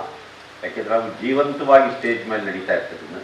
ನಟರೊಂದಿಗೆ ಪ್ರೇಕ್ಷಕರು ನೇರವಾದಂಥ ಒಂದು ನೋಟ ಸಂಬಂಧವನ್ನು ಇಟ್ಟುಕೊಳ್ಳೋದಕ್ಕೆ ಸಾಧ್ಯ ಇರುತ್ತೆ. ಹಾಗಾಗಿ ರಂಗಭೂಮಿ ಸದಾ ಜೀವಂತವಾದ್ದು. ನಮ್ಮಲ್ಲಿ ನಾಟಕಗಳು ಇರಲಿಲ್ಲ, ನಿಜ. 100-120 ವರ್ಷಗಳಿಂದ ನಮ್ಮಲ್ಲಿ ನಾಟಕಗಳು ಪ್ರಾರಂಭ ಆಗಿರೋದು. ಹಾಗಂತೇಳಿ ಇರಲೇ ಇಲ್ವಾ ಅಂತ ಹೇಳೋಕ್ಕಾಗಲ್ಲ. ಕನ್ನಡದಲ್ಲಿ ಜನಪದ ರಂಗಭೂಮಿ ಯಾವುದೋ ಕಾಲದಿಂದ ಇದೆ. ಅದನ್ನು ಗುರುತಿಸ್ಕೊಳ್ಳೋ ಅಷ್ಟು ಅಧ್ಯಯನಗಳು ನಮ್ಮಲ್ಲಿ ಹಿಂದೆ ಆಗಿರಲಿಲ್ಲ. ಮತ್ತು ಅದನ್ನು ನಾಟಕ ಅಂತ ಕರೆಯೋಕ್ಕಾಗ್ತಾ ಇರಲಿಲ್ಲ. ಕರೆಯುವಂಥ ಪಂಡಿತರು ಇರಲಿಲ್ಲ. ಇದ್ದ ಪಂಡಿತರು ಕೂಡ ಅದನ್ನು ನಿರ್ಲಕ್ಷ್ಯ ಮಾಡಿ ಅಲಕ್ಷ್ಯ ಮಾಡಿಟ್ಟಿದ್ರು. ಎಲ್ಲ ಗೊಂಬೆ ಆಡಿಸೋರು, ಸೂತ್ರದ ಗೊಂಬೆ ಆಡುವಂಥವ್ರು ಇವರೆಲ್ಲರೂ ನಾಟಕವನ್ನು ಅಭಿನಯಿಸ್ತಿದ್ರು. ಮೈಸೂರಿನ ಒಡೆಯರುಗಳಿಗೆ, ಅದರಲ್ಲೂ ಮುಮ್ಮಡಿ ಚಾಮರಾಜ ಒಡೆಯರವರು ಮತ್ತು ನಾಲ್ವಡಿ ಕೃಷ್ಣರಾಜ ಒಡೆಯರವ್ರನ್ನ ಇಂಥ ಸಂದರ್ಭದಲ್ಲಿ ನಾವು ನೆನಪು ಮಾಡ್ಕೋಬೇಕು. ಯಾಕೆಂತಂದರೆ ಕನ್ನಡದಲ್ಲಿ ನಾಟಕಗಳನ್ನು ಬರೆಸಿ ಮರಾಠಿ ರಂಗಭೂಮಿಯ ಪ್ರೇರಣೆಯಿಂದ ಅಲ್ಲಿ ನಾಟಕಗಳು ಚೆನ್ನಾಗಿ ನಡೀತಾ ಇತ್ತು. ಅದು ನೋಡ್ಬಿಟ್ಟು ಕನ್ನಡದಲ್ಲಿ ನಾಟಕ ಯಾಕೆ ಆಗಬಾರ್ದು ಅಂತ ಹೇಳಿ ಈ ಬಸವಶಾಸ್ತ್ರಿಗಳು ಅವರಿಂದ ಸಂಸ್ಕೃತದ ಕಾಳಿದಾಸನ ನಾಟಕಗಳನ್ನು ಕನ್ನಡಕ್ಕೆ ಅನುವಾದ ಮಾಡಿಸಿ ಅವುಗಳನ್ನು ಸ್ಟೇಜ್ ಮಾಡುವಂಥ ಕೆಲಸವನ್ನು, ಅದಕ್ಕೆ ಕಲಾವಿದರಿಗೆ ಬೇಕಾದ ಪ್ರೋತ್ಸಾಹವನ್ನು ನಮ್ಮ ಮೈಸೂರಿನ ಒಡೆಯರುಗಳು ಮಾಡಿದ್ರು. ಹಿಂದೆ ಎಷ್ಟೋ ಜನ ರಾಜ ಮಹಾರಾಜರು ಆ ಕೆಲಸವನ್ನು ಮಾಡಿದ್ದಾರೆ. ಅಷ್ಟೇ ಅಲ್ಲ, ಕನ್ನಡ ಕಾವ್ಯದಲ್ಲೇ ನಾಟಕೀಯವಾದಂಥ ಅಂಶ ಇದೆ. ಇವರು ಇನ್ನೂ ತಯಾರಾಗಬೇಕಾಗಿರೋದ್ರಿಂದ ಒಂದು 2 ನಿಮಿಷ ನಿಮಗೆ ಒಂದು ಸ್ವಲ್ಪ ಹರಿಶ್ಚಂದ್ರ ಕಾವ್ಯ ಅದೆಲ್ಲ ಹೇಳೋಕ್ಕೆ ಇಷ್ಟಪಡ್ತೀನಿ. ಸೊ ನಮ್ಮ ಕಲಾವಿದರು ಹಾಸನದಿಂದ ಬಂದಿದ್ದಾರೆ, ಜಯಶಂಕರ್ ಬೆಳಗುಂಬ ನೇತೃತ್ವದಲ್ಲಿ. ಅವ್ರು ಇನ್ನೂ ಬಣ್ಣ ಗಿಣ್ಣ ವೇಷಭೂಷಣ ಇವೆಲ್ಲ ರೆಡಿ ಮಾಡ್ಕೊಳ್ತಾರೆ. ನೋಡಿ, ನಮ್ಮ ಕಾವ್ಯಗಳಲ್ಲಿ ನಾಟಕೀಯ ಅಂಶ ಹೇಗಿತ್ತು ಅಂತಂದರೆ ಅದ್ಭುತವಾಗಿತ್ತು. ಬಹುಶಃ ಅದಕ್ಕೆ ನಮ್ಮ ಕವಿಗಳು ನಾಟಕ ಬರೆಯೋ ಬದಲಿಗೆ ಕಾವ್ಯವನ್ನೇ ಬರ್ಕೊಂಡು ಬಂದರು. ಪ್ರಾಚೀನ ಪಂಪನಿಂದ ಮೊದಲುಗೊಂಡು ರಾಘವಾಂಕನ ಹರಿಶ್ಚಂದ್ರ ಕಾವ್ಯದಲ್ಲಿ ಸಂಭಾಷಣೆಗಳು, ಸ್ಟೇಜ್ ಮೇಲೆ ಪಾತ್ರಧಾರಿಗಳು ಹೇಗೆ ಮಾತಾಡ್ತಾರೆ ಅನ್ನೋ ಸಂಭಾಷಣೆ ಇದೆಯಲ್ಲ, ಅದನ್ನು ಪದ್ಯದಲ್ಲಿ ಬರೀತಾರೆ. ತುಂಬ ಚೆನ್ನಾಗಿರೋ, ಅದು ಷಟ್ಪದಿ ಪದ್ಯಗಳು. ತುಂಬ ಚೆನ್ನಾಗಿ ಆ ಪದ್ಯಗಳಲ್ಲಿ ಡೈಲಾಗ್ ಇರೋವಂಥದ್ದನ್ನು ನಾವು ಗಮನಿಸೋದಕ್ಕೆ ಸಾಧ್ಯ ಇದೆ. ಉದಾಹರಣೆಗೆ ಒಂದು ಷಟ್ಪದಿಯನ್ನು ನಿಮಗೆ ಹೇಳ್ತೀನಿ, ಕೇವಲ 6 ಸಾಲಿಂದ ಅಷ್ಟೇ. ಅದು ಸಣ್ಣದಾಗಿ ಹೇಳ್ತೀನಿ. ಏನು ಅಂತಂದರೆ, ಪ್ರಸಂಗ ವಿಶ್ವಾಮಿತ್ರನ ಸವಾಲಿಗೆ ಸೋತಂತಹ ಹರಿಶ್ಚಂದ್ರ ತನ್ನ ಎಲ್ಲ ರಾಜ್ಯ ಸಂಪತ್ತು ಎಲ್ಲವನ್ನೂ ಕೂಡ ವಿಶ್ವಾಮಿತ್ರನಿಗೆ ಕೊಟ್ಬಿಟ್ಟಿರ್ತಾನೆ. ಕಾಡಿನಲ್ಲಿರ್ತಾನೆ, ಅಲ್ಲೇ ಆಯ್ತಪ್ಪ ತಗೊಂಡೋಗು ಅಂತ ಹೇಳಿ ಕೊಟ್ಬಿಟ್ಟು ಅವನ ಪಾಡಿಗೆ ಅವನು ಕಾಡಿಗೆ ವನವಾಸಕ್ಕೆ ಹೋಗಬೇಕು ಅಂತ ಹೋಗ್ತಾ ಇರ್ತಾನೆ. ಆವಾಗ ವಿಶ್ವಾಮಿತ್ರನಿಗೆ ಒಂದು ಐಡಿಯಾ ಬಂದ್ಬಿಡುತ್ತೆ. ಅಕಸ್ಮಾತ್ ನಾನೇನಾದರೂ ಈಗ ನಾನೇ ಅಯೋಧ್ಯೆಯ ರಾಜ ಅಂತೇಳಿ ಅಲ್ಲಿಗೆ ಹೋದರೆ ಅಲ್ಲಿನ ಪ್ರಜೆಗಳು ಹಿಡ್ಕೊಂಡು ಹೊಡಿಬೋದು ನನ್ನ. ಯಾವ ಸೀಮೆ ರಾಜನಲ್ಲ ನೀನು, ನಮ್ಮ ರಾಜ ಹರಿಶ್ಚಂದ್ರ, ನೀನು ಇದ್ಕಿದಂಗೆ ಬಂದು ನಾನು ರಾಜ ಅಂದ್ಬಿಟ್ರೆ ಹೆಂಗಾಗುತ್ತೆ ಅನ್ನೋ ಭಯ ಬಂದು ವಿಶ್ವಾಮಿತ್ರ ಹರಿಶ್ಚಂದ್ರಗೆ ಹೇಳ್ತಾನೆ, ನೋಡಪ್ಪ ಹಂಗೆಲ್ಲ ಆಗಲ್ಲ, ನೀನು ನನ್ನನ್ನು ಕರ್ಕೊಂಡೋಗಿ ಇನ್ನು ಮುಂದೆ ವಿಶ್ವಾಮಿತ್ರ ರಾಜ ಅಂತ ನಿನ್ನ ಪ್ರಜೆಗಳಿಗೆ ಹೇಳಬೇಕು. ಆಯಿತು ಸ್ವಾಮಿ, ನಡ್ರಿ ಬರ್ತೀನಿ ಅಂತ ಹೇಳಿದವನು ಏನು ಮಾಡ್ತಾನೆ, ನಡ್ಕೊಂಡು ಹೋಗ್ತಾ ಇರ್ತಾನೆ ಹರಿಶ್ಚಂದ್ರ. ಅಲ್ಲಿ ರಥ ಇರುತ್ತೆ, ಬರಬೇಕಾದ್ರೆ ರಥದಲ್ಲಿ ಬಂದಿರ್ತಾನೆ, ಹೋಗ್ಬೇಕಾದ್ರೆ ನಡ್ಕೊಂಡು ಹೋಗ್ತಾ ಇರ್ತಾನೆ. ಅವಾಗ ನಡ್ಕೊಂಡು ಹೋದರೆ ಸಮಯ ಭಾಳ ಕಷ್ಟ ಆಗ್ಬಿಡುತ್ತಲ್ಲ, ರಥದಲ್ಲಿ ಹೋಗೋಣ ಅಂತ ಕರೆದ್ರೆ ನಾನು ರಥದಲ್ಲಿ ಬರೋಲ್ಲ, ಅದನ್ನು ಪದ್ಯ ಬರೀತಾನೆ. ಹೇಗೆ ಬರೀತಾನೆ ಅಂತಂದರೆ, ನಡೆ ರಥವನೇರಿಕೊಳ್ಳ್ ಒಲ್ಲೆನ್ ಏಕೊಲ್ಲೆ ಪರರೊಡವೆ ಯಮಗಾಗದು ಆನ್ ಇತ್ಯನ್ ಇತ್ತೆಡೆ ಕೊಡಲು ಬಾರದೆ ಏನ್ ಕಾರಣಂ ಬಾರದು ಯಮಗ ಪ್ರತಿಗ್ರಹ ಸಲ್ಲದು ಅಂತ ಇದು ಪದ್ಯ ಇದೆ. ಈ ಪದ್ಯದೊಳಗಡೆ ಡೈಲಾಗ್ ಹೇಗಿದೆ ನೋಡಿ, ನಡೆ ರಥವನ್ನೇರಿಕೊಳ್ಳು. ಸುಮ್ಮನೆ ಇಬ್ಬರು ನಿಂತ್ಕೊಂಡು ನಾವು ಹೈಸ್ಕೂಲಲ್ಲಿ ಇದ್ದಾಗ ನಮ್ಮ ಹುಡುಗರು ಮಾಡೋರು ನೋಡಿ, ಏಕಪಾತ್ರಾಭಿನಯ. ಈ ಕಡೆ ನಿಂತರೆ ಅಲೆಕ್ಸಾಂಡರ್, ಈ ಕಡೆ ನಿಂತರೆ ಪೌರವ ಅಂತ ಹೇಳಿ ಒಂದ್ಸರಿ ಈ ಕಡೆ ನಿಂತ್ಕೊಂಡು ಡೈಲಾಗ್ ಹೊಡೆಯೋನು, ಒಂದ್ಸರಿ ಈ ಕಡೆ ನಿಂತ್ಕೊಂಡು ಡೈಲಾಗ್ ಹೊಡೆಯೋನು. ಇದನ್ನು ನೋಡಿರ್ತೀರಿ ಸಾಮಾನ್ಯವಾಗಿ. ಹಾಗೆ ಸುಮ್ಮನೆ ಇದನ್ನು ಹರಿಶ್ಚಂದ್ರ ಅಂತ ಅಂದ್ಕೊಳ್ಳಿ, ಈ ಕಡೆ ವಿಶ್ವಾಮಿತ್ರ. ಇವನು ಹೇಳ್ತಾ ಇದ್ದಾನೆ, ನಡೆ ರಥವನ್ನೇರಿಕೊಳ್ಳು, ಒಲ್ಲೆನ್ ಏಕೊಲ್ಲೆ ಪರರೊಡವೆ ಯಮಗಾಗದು ಏಕಾಗದು ಆನ್ ಇತ್ತೆನ್ ಇತ್ತೆಡೆ ಕೊಡಲು ಬಾರದೆ ಏನ್ ಕಾರಣ ಬಾರದು ಯಮಗಂ ಪ್ರತಿಗ್ರಹ ಸಲ್ಲದು. ನೋಡಿ ಹೇಗಿದೆ ಡೈಲಾಗ್ ಇದು ಪದ್ಯ ಇದೆ. ಈ ಥರ ಕನ್ನಡದ ಕವಿಗಳು ನಾಟಕವನ್ನ ಕನ್ನಡದ ಕಾವ್ಯಗಳಲ್ಲಿ ಅಂತರ್ಗತಗೊಳಿಸಿದ್ರು. ನೋಡಿ, ನಮ್ಮ ಕಾಲದಲ್ಲಿ ಕುವೆಂಪು 14 ನಾಟಕಗಳನ್ನು ಬರೆಯೋದ್ರ ಮೂಲಕ ಕನ್ನಡ ನಾಟಕಗಳಿಗೆ ಒಂದು ಶಕ್ತಿಯನ್ನು ತುಂಬುತ್ತಾರೆ. ಕೈಲಾಸಂ ಇರ್ಬೋದು, ಆದ್ಯ ರಂಗಾಚಾರ್ಯ ಇರ್ಬೋದು, ಇವರೆಲ್ಲರೂ ಕೂಡ ಅವರದೇ ಆದ ರೀತಿಯಲ್ಲಿ ನಾಟಕಗಳನ್ನು ಬರೀತಾರೆ. ಕುವೆಂಪು ಅವರೆಲ್ಲ ಬರೀ ನಾಟಕಗಳಲ್ಲಿ ಮಾತ್ರ ತಮ್ಮ ಪ್ರತಿಭೆಯನ್ನು ತೋರಿಸ್ತಾ ಇದ್ರೆ, ಕುವೆಂಪು ಹಲವು ಪ್ರಾಕಾರಗಳಲ್ಲಿ, ಸಾಹಿತ್ಯದ ಹಲವು ಪ್ರಕಾರಗಳಲ್ಲಿ ಬಹಳ ಉತ್ಕೃಷ್ಟವಾದ ಕೃತಿಗಳನ್ನು ರಚನೆ ಮಾಡ್ತಾರೆ. ಅವರು ಸುಮ್ಮನೆ ಶೂದ್ರ ತಪಸ್ವಿ ಅಂತ ನಾಟಕ, ಬೆರಳಿಗೆ ಕೊರಳ್ತರದ ನಾಟಕ, ಇದು ಜಲಗಾಲದಂಥ ನಾಟಕವನ್ನು ಓದಬೇಕು. ಯಾವುದನ್ನ ಆ ಕಾಲದಲ್ಲಿ ಬುದ್ಧ ಹೇಳ್ತಾ ಆ ಹಿಂದಿನಿಂದಲೂ ಬುದ್ಧ ಹೇಳ್ಕೊಂಡು ಬಂದಿರೋ ಸಂಗತಿಗಳಿರ್ಬೋದು, ಅಥವಾ ಅದೇ ಕಾಲದಲ್ಲಿ ಕುವೆಂಪು ಅವರು ಬದುಕಿದ್ದ ಕಾಲದೊಳಗಡೆ ತುಂಬ ಅದ್ಭುತವಾಗಿ ಇಡೀ ದೇಶವನ್ನು ಜನರ ಗಮನ ಸೆಳೆದಿದ್ದಂಥ ಒಂದು ಕಡೆ ಮಹಾತ್ಮ ಗಾಂಧಿ, ಇನ್ನೊಂದು ಕಡೆ ಬಾಬಾ ಸಾಹೇಬ್ ಅಂಬೇಡ್ಕರ್, ಇವರಿಬ್ಬರ ಚಿಂತನೆಗಳನ್ನು ಕೂಡ ಕುವೆಂಪು ತಮ್ಮ ನಾಟಕಗಳಲ್ಲಿ ಬಹಳ ಸ್ಪಷ್ಟವಾಗಿ ತರ್ತಾ ಇದ್ರು. ಜನರ ಪ್ರಜ್ಞೆಯನ್ನು ಎಚ್ಚರಗೊಳಿಸುವಂಥ ಕೆಲಸವನ್ನು ಕುವೆಂಪು ಮಾಡ್ತಾ ಇದ್ರು. ಇವತ್ತಂತೂ ಬಹಳ ಸ್ಪಷ್ಟವಾಗಿ ನಾವೆಲ್ಲ ಕನ್ನಡಿಗರು ಹೆಮ್ಮೆ ಪಡಬೇಕು. ಕನ್ನಡದಲ್ಲಿ ಅತ್ಯುತ್ಕೃಷ್ಟ ನಾಟಕ ಕೃತಿಗಳು ಬಂದಿದ್ದಾವೆ. ಲಂಕೇಶ್ ಬರೆದಿರೋ ನಾಟಕ ಇರ್ಬೋದು, ಕಂಬಾರ್ ಇರ್ಬೋದು, ಕಾರ್ನಾಡ್ ಇರ್ಬೋದು, ಶಿವಪ್ರಕಾಶ್ ಇರ್ಬೋದು, ನಮ್ಮ ನಾರಾಯಣ ಸ್ವಾಮಿ ಇರ್ಬೋದು, ಸಾಕಷ್ಟು ಒಬ್ಬ NC ಮಹೇಶ್ ಅಂತ ಎಷ್ಟು ಚೆನ್ನಾಗಿರೋ ನಾಟಕಗಳನ್ನ ಬರೀತಾನೆ ಅಂತಂದರೆ, ಭಾಳ ಅದ್ಭುತವಾದಂಥ ನಾಟಕಗಳನ್ನ ಮಹೇಶ್ ಬರಿತಾ ಇದ್ದಾರೆ. ಅವೆಲ್ಲವೂ ಕೂಡ ಸ್ಟೇಜ್ ಆಗ್ತಾ ಇದ್ದಾವೆ. ಇವೆಲ್ಲವನ್ನು ನೋಡಿದಾಗ ಕನ್ನಡದ ರಂಗಭೂಮಿಗೆ ಒಂದು ಅದ್ಭುತವಾದ ಭವಿಷ್ಯ ಇದೆ ಅಂತ ಅನಿಸುತ್ತೆ. ಇವತ್ತು ನಮ್ಮ ಜಯಶಂಕರ್ ಬೆಳಗುಂಬ ಅವರ ತಂಡದವರು ಹಾಸನದಿಂದ ಬಂದು ಕಲಾಸಿರಿ ನಾಟಕ ಶಾಲೆ ಸಂಜೆ ಹಾಡು ಅಂತೇಳಿ ರಾಜೇಂದ್ರ ಕಾರಂತರ ಒಂದು ನಾಟಕವನ್ನು ಅವರು ಅಭಿನಯಿಸ್ತಾ ಇದ್ದಾರೆ. ಈ ನಾಟಕಕ್ಕೆ ಮತ್ತು ಮುಂದೆ ನಾಳೆ ನಾಡಿದ್ದು ಎಲ್ಲ ನಡೆಯುವ ನಾಟಕಗಳಿಗೆ ಯಶಸ್ಸು ಸಿಗಲಿ. ಸುರೇಶ್ ಬಗ್ಗೆ ನಾವು ಹೆಚ್ಚು ಹೇಳಬೇಕಾಗಿಲ್ಲ, ಪುಷ್ಪ ಭಾಳ ಚೆನ್ನಾಗಿ ಕಂಸ ಸುರೇಶ್ ಅವ್ರ ಬಗ್ಗೆ ಹೇಳಿದ್ದಾರೆ. ಇಲ್ಲಿ ತುಂಬ ಜನ ನಮ್ಮ ಅನೇಕ ಜನ ಸ್ನೇಹಿತರು, ನಮ್ಮ ಕುಡ್ಲೂರು ವೆಂಕಪ್ಪ ಇರ್ಬೋದು, ಚಿಕ್ಕಪುಟ್ಟೇಗೌಡ ಇರ್ಬೋದು, ಕೃಷ್ಣರಾಯಚೂರು ಇರ್ಬೋದು, ಈಗ ಸಾಕಷ್ಟು ಜನ ಸ್ನೇಹಿತರು ತಾವೆಲ್ಲರೂ ಇದ್ದೀರಿ. ನಿಮ್ಮೆಲ್ಲರಿಗೂ ನನ್ನ ಕೃತಜ್ಞತೆ ಸಲ್ಲಿಸಿ. ರೆಡಿ ಆದನಪ್ಪ.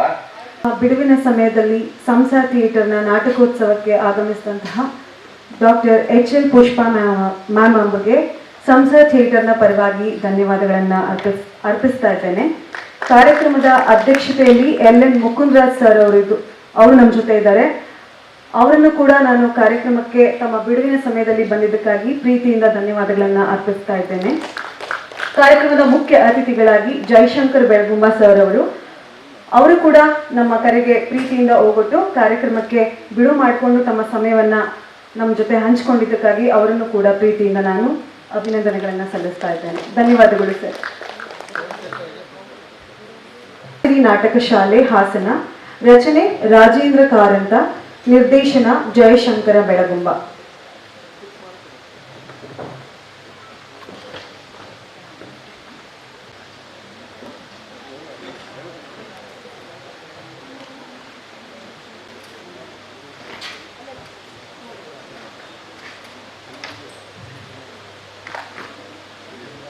ಲೋಕದ ಕಣ್ಣಿಗೆ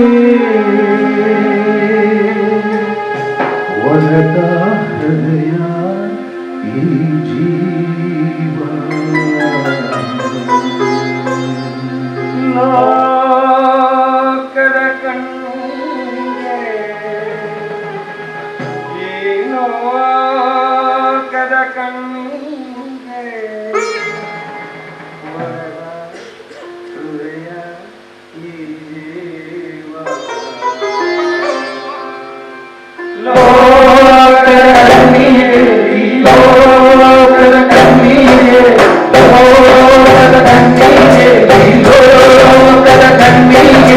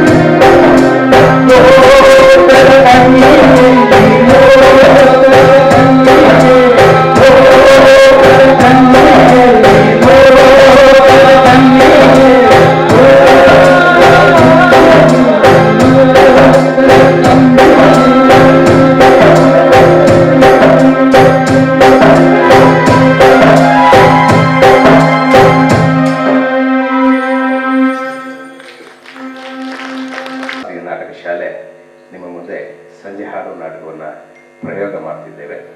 ಇದು 25ನೇ ಪ್ರಯೋಗ. ನಮ್ಮೂರಲ್ಲೇ ಹಾಸನದಲ್ಲೇ 25ನೇ ಪ್ರಯೋಗ ಮಾಡಬೇಕು ಅಂತ ಇದ್ವಿ.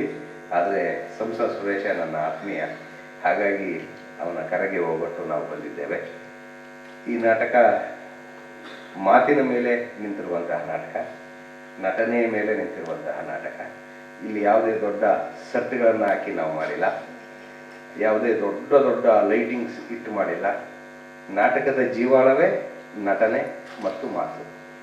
ಹಾಗಾಗಿ ದಯಮಾಡಿ ಮಹನೀಯ ಪ್ರೇಕ್ಷಕರು ತಮ್ಮ ಮೊಬೈಲನ್ನು ಸ್ವಿಚ್ ಆಫ್ ಮಾಡಿ ಅಥವಾ ಸೈಲೆಂಟ್ ಮೋಡ್ಗೆ ಹಾಕೊಳ್ಳಿ ದಯಮಾಡಿ.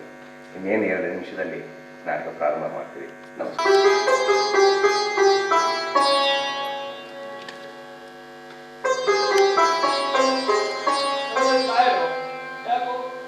ಹಾಕಿಲ್ಲ ಮತ್ತೆ ಬಾಗಿಲು ತೆಗ್ದಿಲ್ಲ. ಯಾರು ತುಂಬಾ ಒಳ್ಳೆಯವರು, ನನಗೆ ತುಂಬಾ ಸಹಾಯ ಮಾಡಿದ್ದಾರೆ. ನನ್ನ ಜೀವನದಲ್ಲಿ ಮುಂದುವರಲಿಕ್ಕೆ ಅವರೇ ಕಾರಣ. ನನ್ನ ತಮ್ಮನ್ನ ಹೊರದೇಶದಲ್ಲಿ ಬಿಟ್ಟು ಓದಿಸ್ತಾ ಇದ್ದಾರೆ. ಅವರು ಹೇಗಾದ್ರೆ ತುಂಬಾ ಚೆನ್ನಾಗಿರ್ಲಿ. ಪೇಪರ್ ಹಾಕ್ಬೋದು ಹೋಗ್ತೇನೆ.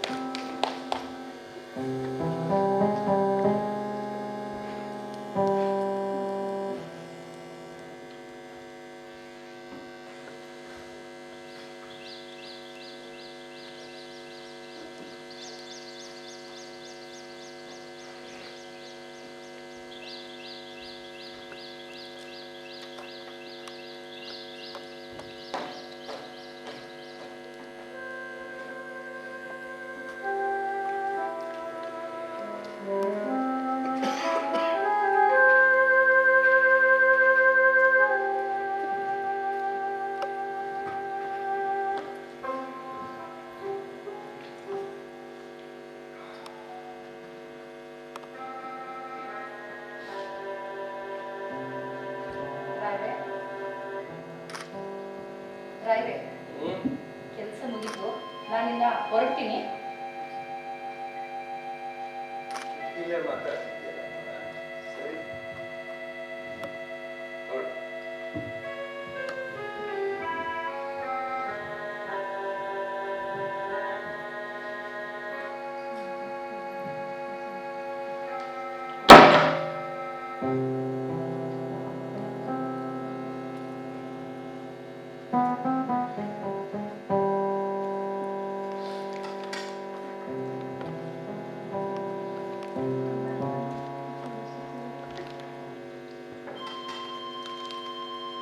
ಅವ್ರೇನು ಬರ್ರಿ ಬರ್ರೆ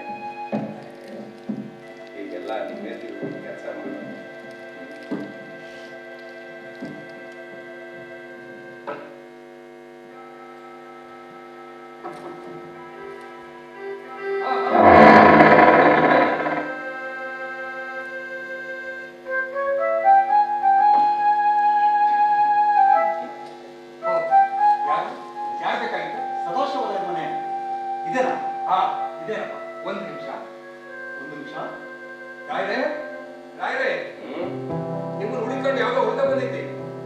ಯಾರು ಬೆಳಗ್ಗೆಲೆ ಒಳಗೆ ಕರೀಲ್ಲ ಕರೆ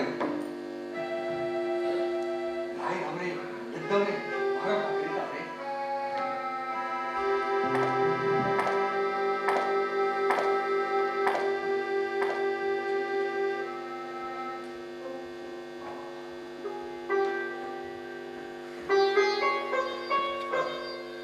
ನಮಸ್ಕಾರ ಸರ್. ನಮಸ್ಕಾರ. ಯಾರು ನೀವು? ನನ್ನ ಹೆಸರು ಸುಜೇಂದ್ರ ತೀರ್ಥ. ನನ್ನೆಲ್ಲ ಪ್ರೀತಿಯಿಂದ ಸುಜು ಸುಜು ಅಂತ ಕೇಳ್ತಾರೆ ಸರ್. ನಾನೇನು ಅಂತ ಕರೀತೀನಿ? ನಮ್ಮ ಅಮ್ಮ ಕರೆದ ಮಾತ್ರ ಕರಿಬೇಡ ಸರ್. ಅವ್ರೇನ್ ಕರೀತಾರೆ? ನಮ್ಮಮ್ಮ ಎಲ್ಲರ ಕಡೆ ತೀರ್ಥ ತೀರ್ಥ ಅಂತ ಕರೀತಾರಲ್ಲ, ಏನೋ ಒಂಥರ ಆಗುತ್ತೆ ಸರ್. ಸರಿ, ನಾವು ಹುಡುಗಿಯಾಗ್ತೀವಿ. ನನಗೆ ಈ ಊರಲ್ಲಿ ಕೆಲಸ ಸಿಕ್ಕಿದೆ ಸರ್. ಅಲ್ವಾ? ಬ್ಯಾಂಕಲ್ಲಿ ಕ್ಲರ್ಕ್. ಸರಿ ರೀ, ನಿಮಗೆ ಬ್ಯಾಂಕಲ್ಲಿ ಕ್ಲರ್ಕ್ ಕೆಲಸ ಸಿಗೋದು ನನ್ನ ಮನೆಗೆ ಬೆಳಿಗ್ಗೆನೆ ಬರೋದಕ್ಕೂ ಏನ್ರಿ ಸಂಬಂಧ? ಅದೇ ಸರ್ ವಿಷಯ. ನಾನು ದಾರಿ ನಡ್ಕೊ ಬರ್ಬೇಕಾದ್ರೆ ಸುಬ್ರಾವ್ ಅಂತ ಸಿಕ್ಕರು. ಶುಭ ಸಿಕ್ಕಿದ್ದ? ಅವ್ರು ಹೇಳಿದ್ರು ನಿಮ್ ಮನೆಗೆ ಹೋದ್ರೆ ಒಂದು ರೂಮ್ ಬಾಡಿಗೆ ಸಿಗುತ್ತೆ ಅಂತ. ನೋಡಿ ಅವರೇ ರೂಮ್ ಬಂದ ನಿಮ್ಮನ್ನ. ನಮ್ಮ ಮನೇಲಿ ಯಾವುದು ರೂಮ್ ಖಾಲಿ ಇಲ್ಲ, ತಾವು ದಯಮಾಡಿಸ್ಬೋದು. Sir please sir. ಇಲ್ಲ ರೀ, ಇರೋದು 2 ಮನೆ, ಅದನ್ನು ಬಾಡಿಗೆ ಕೊಡಿ. ಯಾವ್ದು ಮನೆ ಖಾಲಿ ಇಲ್ಲ, ನೀವು ಬದುಕು ದಯವಿಟ್ಟು ಸರ್. ಈ ಹುಡುಗಕ್ಕೆ ಬುದ್ಧಿ ಹೇಳಿ ಆಚೆ ಕಳಿಸಿ.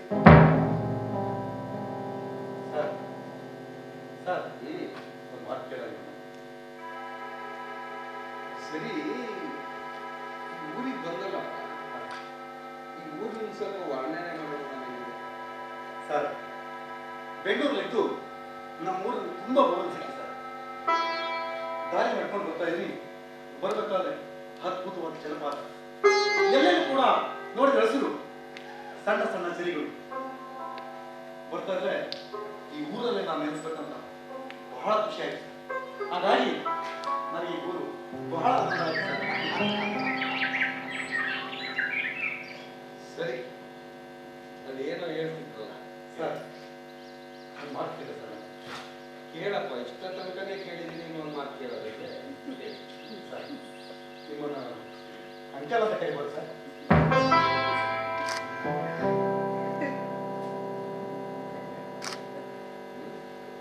ಸರಿ. ಬಹಳ ಸಂತೋಷ. ಇರೋದೆರಡು ಮನೆನೂ ಬಾಡಿಗೆ ಕೊಟ್ಬಿಟ್ಟಿದ್ದೀನಲ್ಲಪ್ಪ. ಸ್ವಲ್ಪ ಕೆಲಸ ಮಾಡಿ ಆ ರೂಮ್ ನೋಡಿ, ನಿಮಗೆ ಇಷ್ಟ ಆಗುತ್ತಾ?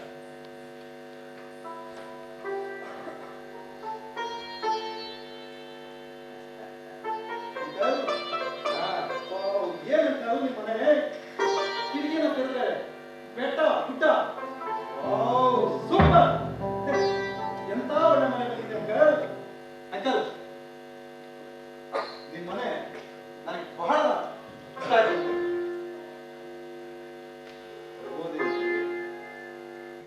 ಆಯ್ತು ರೀ, ಆ ರೂಮ್ನಲ್ಲಿ ಬೇಕಾದ್ರೆ ಇರ್ಬೋದು. ಆದ್ರೆ ಒಂದು ಕಂಡೀಷನ್, ಗೋಡೆ ಖಾಲಿ ಇದೆ ಅಂತ ಏನಾದ್ರು ಅಸಹ್ಯವಾದ ಹುಡುಗಿಯರು ಬೆತ್ತಲೆ ಫೋಟೋ ಹಾಕೊಂಬಿಟ್ಟು ಎದಿಗೋ ಜಾಸ್ತಿ ಯಾವ ರೀತಿ ನಡ್ಕೊಳಲ್ಲ. ಆಯ್ತಾ? ಆಗ್ಬೋದು. ನಾನು ಲಗೆ ತಗೊಂಡ್ಬರ್ಬೋದು ಅಂಕಲ್.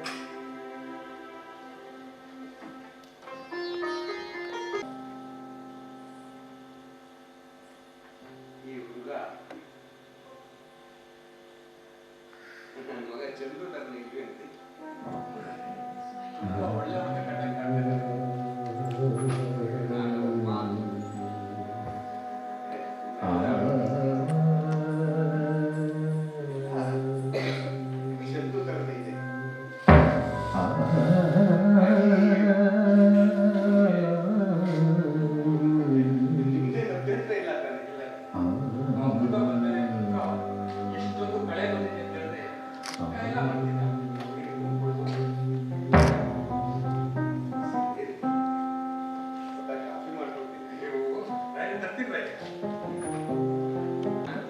ನಿಮ್ಮ ಮನೆಯಲ್ಲಿ ಹೇಗೆ ಬಾಡಿಗೆ ಸಿಕ್ಕೇ ಸಿಗುತ್ತೆ ಅಂತ ಗೊತ್ತಿತ್ತು, ರೆಡಿಯಾಗೇ ಬಂದಿದ್ದೆ.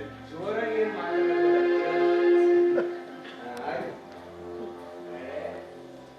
ಅಂಕಲ್ ಸ್ವಲ್ಪ ಲಗೇಜ್ ತರ್ತೀರಾ?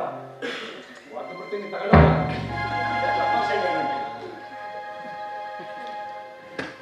ತುಂಬಾ ಚೆನ್ನಾಗಿ. ಅದೇನ್ರಿ ಆ ಕೆಲಸದೊಂದಿಗೆ ತುಂಬಾ ಕೇಳಿಸ್ತೀರಂತೆ. ಮನೆ ಬಾಗಿಲಲ್ಲಿ ತುಂಬಾ ಗುಲಾಬಿ ಬಿಡ್ತಾ ಇದೆ. ಯಾರು ಅಂತ ಒಂದ್ ಸ್ವಲ್ಪ ಕಂಡಿಡಿರ್ರಿ.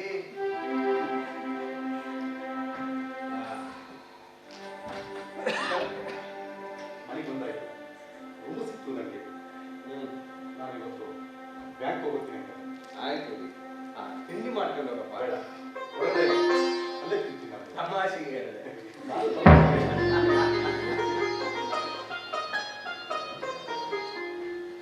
ಭಟ್ರೆ ನಮ್ಮದು ಕೆಲಸ ಆಗಿದ್ರೆ ಹೊರಡಿ. ಉಪ್ಪಿಟ್ಟು ಮಾಡಿ ಇಟ್ಟಿದ್ದೀನಿ ನಾಯಿ. ಉಪ್ಪೇನೋ ಸ್ವಲ್ಪ ಕಡಿಮೆ ಇದೆ, ಹಾಕೊಂಡ್ಬಿಟ್ಟಿದೆ.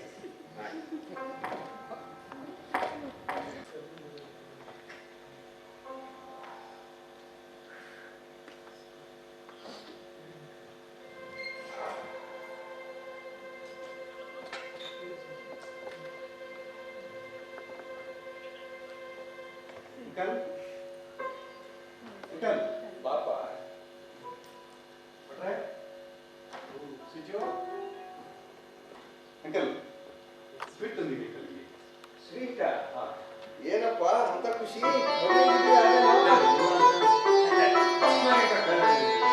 ಮದುವೆನೆಲ್ಲ ಮಕ್ಕಳು ಕೇಳ್ತಾರೆ ಅಂದ್ರೆ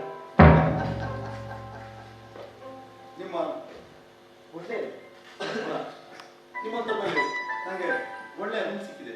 ಹಾಗೆ ಮೊದಲನೇ ದಿನ ಕೆಲಸಕ್ಕೆ ಹೋದಲ್ಲ, ಆ ಸಂತೋಷಕ್ಕೆ ಸ್ವೀಟ್ ತಂದೆ ಅಂಕಲ್. ಯಾರು ತಂದಿದೆಯೇನಪ್ಪ? ಆಟ ಯಾಕೆಂದ್ರೆ ನಾನು ತುಂಬಾ ಪ್ಯೂರ್ ವೆಜ್ಜು. ಲಾಡು ಏನೋ ಸೌತ್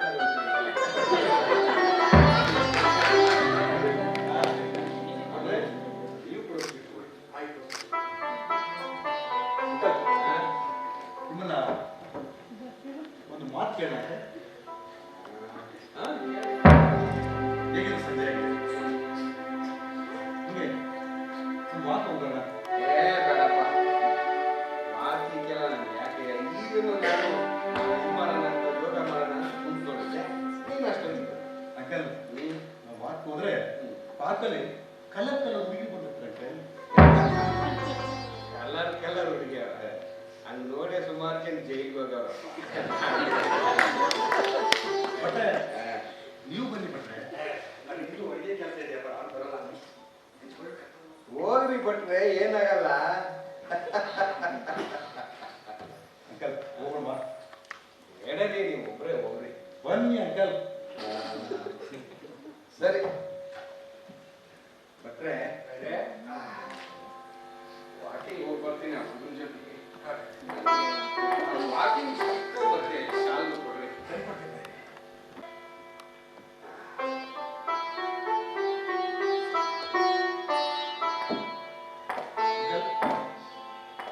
ನಾನು ನಿಮ್ಮ ಕೈ ಕೊಡ್ತಿರ್ತೀನಲ್ಲ,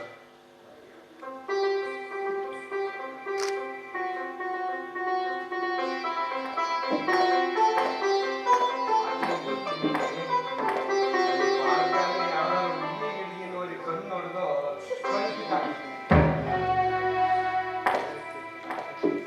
ನೀನು ಹೋಗ್ತೀನಪ್ಪ. ಭಟ್ರೆ, ಮನೆ ಕಡೆ ವಿಷಾಲು ಆ ಗುಲಾಬಿಗೆಲ್ಲ ತಂದಿದೆ.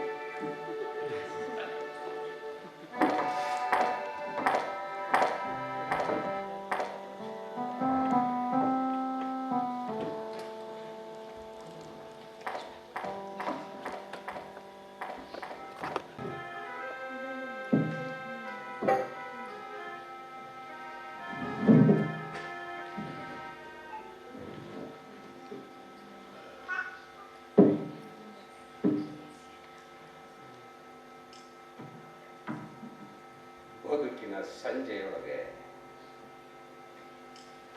ಎಲ್ಲವೂ ಬಣ್ಣ ಬಣ್ಣ. ಆ ಬಣ್ಣಗಳಲ್ಲಿ ನಾವು ಯಾವ ಬಣ್ಣವನ್ನ ಹಾಕಿದ್ದೆವು ಯೌವನದಲ್ಲಿ ಮತ್ತು ಬಾಲ್ಯದಲ್ಲಿ ಅನ್ನೋದೇ ಬಹಳ ಮುಖ್ಯವಾದ ವಿಷಯ.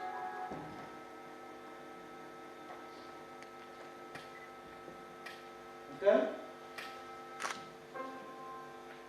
ಅಂಕಲ್ ಇಲ್ಲಿದ್ರಿ ಅಂಕಲ್? ಬಂದೆ. ಅಂಕಲ್ ಇಲ್ಲಿದ್ರಾ? ಬಂದೆ.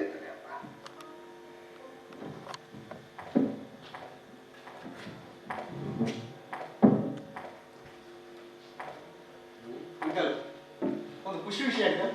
ಏನಪ್ಪ? ಬ್ಯಾಂಕಿಗೆ 2 ದಿನ ರಜೆ ಸಿಕ್ಕಿದೆ ಅಂಕಲ್. ಓ, ಅದಕ್ಕೆ ಹಾಗಾಗಿ ನಾನು ಬಂದು ಸುಮಾರು ದಿನಗಳಾಯ್ತು. ನನಗೆ ನನ್ನ ಅಪ್ಪ, ನನ್ನ ಅಮ್ಮ, ನನ್ನ ಅಕ್ಕ ಎಲ್ಲರೂ ಕೂಡ ನೆನಪಾಗ್ತಿದ್ರು. ಹೇಗೆ ರಜೆ ಸಿಗ್ತಾರೆ 2 ದಿನ ಊರಿಗೆ ಹೋಗೋಣ ಅಂತ ಅಂಕಲ್. ಹೋಗಿ ಬನ್ನಿ. ಆದ್ರೆ ಆಗಾಗ ಫೋನ್ ಮಾಡ್ತೀರಪ್ಪ. ಖಂಡಿತ ಫೋನ್ ಮಾಡ್ತೀನಿ ಅಂಕಲ್, ಖಂಡಿತ ಫೋನ್ ಮಾಡ್ತೀನಿ. ಬೇಗ ಬರಬೇಕು. ಬರ್ತೀನಿ. ಬಟ್ರೆ ನಾನು ಊರಿಗೆ ಹೋಗ್ತಿದ್ದಲ್ಲ, ನಿಮ್ಗೆ ಏನಾದ್ರು ತರಬೇಕು ಅಂತ ಅನಿಸ್ತಾ ಇದೆ ಬಟ್ರೆ? ಏನು ಬೇಡಪ್ಪ.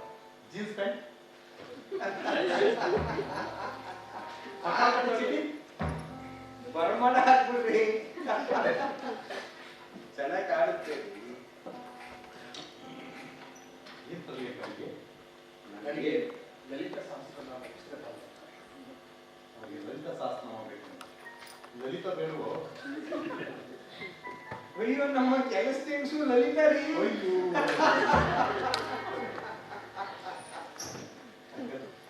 ನಾನು ಹೋಗಿ ಬರ್ತೀನಿ ಅಂಕಲ್. ಸಂಜು, ನಾನು ಬರ್ತೀನಿರಪ್ಪ. ನಿಮ್ಗೆ ಏಕೆ ತೊಂದರೆ ಇದೆ? ನಾನು ಬರೋದ್ರಿಂದ ನಿನ್ಗೇನಾದ್ರೂ ತೊಂದರೆ ಇದೆಯೋ? ಇಲ್ಲ, ಬನ್ನಿ ಅಂಕಲ್. ಬಟ್ರೆ ಯಾಕೆ ತುಂಬಾ ರಿಸ್ಕ್ ತಗೋತಾರೆ? ಹಾಗಾದ್ರೆ ನಾನು ಬರೋದು ಬೇಡವಾ? ಹೋಗ್ಬೇಡ. ಸಣ್ಣ ಸಣ್ಣ ಎಷ್ಟು ಕೋಪ ನಿಮಗೆ? ಬರಲ್ಲ, ಹೋಗ್ರಿ. ಬನ್ನಿ. ಶಾಲೆ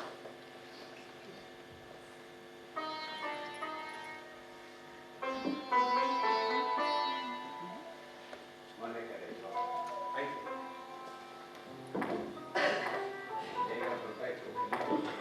ಆಗಾಗ ಫೋನ್ ಹೆಂಗೆ ಊಟ ಮಾಡಿ ಬಟ್ರೆ ಚೆನ್ನಾಗಿ ನೋಡ್ಕೊಳ್ಳಿ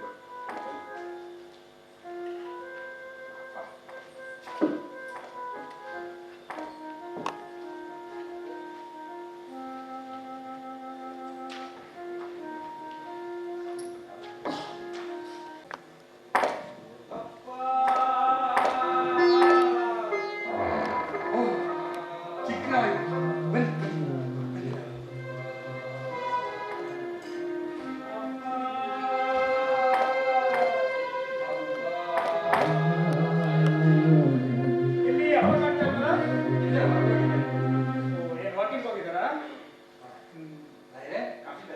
ಬೇಡ, ಕಾಫಿ ಏನು ಬೇಡ. ಇವಾಗ ನಾನು ಮಂಡ್ಯಕ್ಕೆ ಹೋಗಿದ್ದೆ, ಹಾಗೆ ಅಂದ್ರೆ ನೋಡ್ಕೊಂಡು ಅಪ್ಪನ ಮಾತಾಡ್ಸ್ಕೊಂಡು ಹೋಗೋಣ ಅಂತ ಬಂದೆ.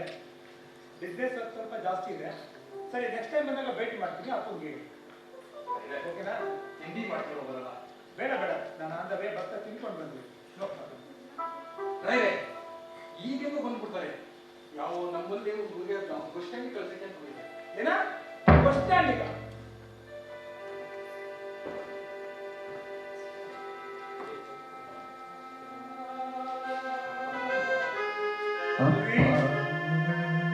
ಯಾರು ನಮ್ಮ ಮನೆಯಲ್ಲಿ ಹುಡುಗ? ಏನು ಇಟ್ಕೊಂಡಿದ್ದಾರೆ ಮನೇಲಿ? ಇಲ್ಲೇ ಬ್ಯಾಂಕಲ್ಲಿ ಕೆಲಸಕ್ಕೆ ಹಾ, ನಮ್ಮಲ್ಲೇ ಊಟ ಮಾಡಿಕೊಂಡು ನಮ್ಮಲ್ಲೇ ಮಲಗ್ತಾನೆ. ಓ, ಪೇಯಿಂಗ್ ಗೆಸ್ಟ್. ಗೆಸ್ಟ್ ಪೇ ಮಾಡ್ತಾರ ಇಲ್ಲ? ಒಳ್ಳೆ ಊಟ ಅಲ್ರಿ, ಈ ವಯಸ್ಸಲ್ಲಿ ಯಾರ ಕಂಡನ್ನೆಲ್ಲ ತಂದು ಮನೆ ಇಟ್ಕೊಳ್ಳೋ ಹಣೆ ಮಾಡಿ ಹೀಗೆ ಯಾಕೆ ಬಂತು? ನೀವಾದ್ರೂ ಹೇಳ್ಬೋದಿತ್ತಾನೆ. ಆ ಹುಡುಗ ಬಂದ್ಮೇಲೆ ಬಹಳ ಖುಷಿಯಿಂದ ಮನೆಯಲ್ಲಿ ಓಹೋ ನಾವೆಲ್ಲ ಸತ್ತೋಗಿದ್ದೀವಿ ನೋಡಿ ಅವ್ರಿಗೆ ಅಲ್ಲಿ ನಿಮ್ಮಪ್ಪಗೆ ಹೋಗೋದು ನಮ್ಮಪ್ಪನ ತಾನೆ ಅಟ್ಲೀಸ್ಟ್ ನೀವಲ್ಲಿ ಹೇಳ್ಬೇಕಿತ್ತಾನೆ ನೀವು ತಿಂತ ಹೇಳಿದ್ರೆ ದಂಡಕ್ಕೆ ಅಂತಂದ್ರೆ ಇನ್ನೊಬ್ಬ ದಂಡಕ್ಕೆ ಮನೆ ಸೇರ್ಕೊಂಡ್ರೆ ಅಲ್ಲ ಆಗ್ತಾ ಇದ್ದೀರಾ ನೀವು ಈ ವಯಸ್ಸಾದ್ಮೇಲೆ ಈ ಜನಗಳು ಯಾಕೆ ಈ ರೀತಿ ಕಲಿತಾರೆ ಅನ್ನೋದು ನನ್ಗೊಂದು ಅರ್ಥ ಆಗ್ತಾ ಇಲ್ಲ ಇವೆಲ್ಲ ಒಳ್ಳೆ ವ್ಯವಸ್ಥೆ ಅಲ್ಲ ಬಿಡ್ರಿ ಬಂದ್ರೆ ಅವ್ರಿಗೆ ಕೊಡಿ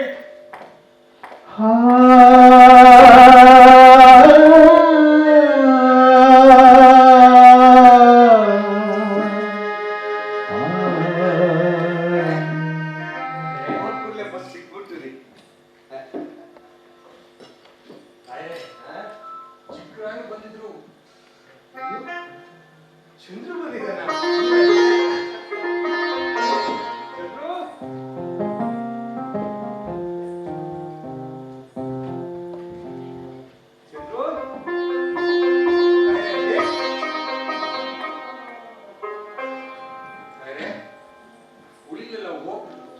ಇಲ್ಲೆಲ್ಲೋ ಮಂಡ್ಯ ಬಂದಿದ್ರಂತೆ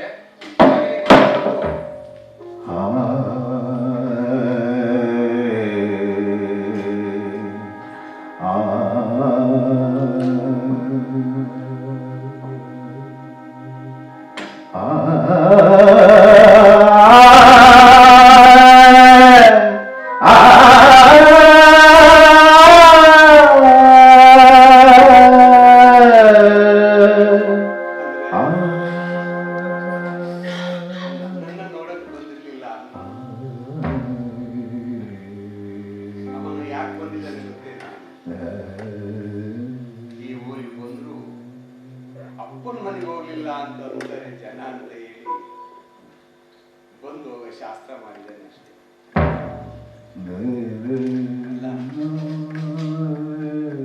ಈ ಹುಡುಗ ಇಲ್ಲಿಂದ ಅಪ್ಪನ ನೋಡ್ಬೇಕು ಅಂತ ಬೆಂಗಳೂರಿಗೆ ದೌಡಾಯಿಸ್ತಾನೆ.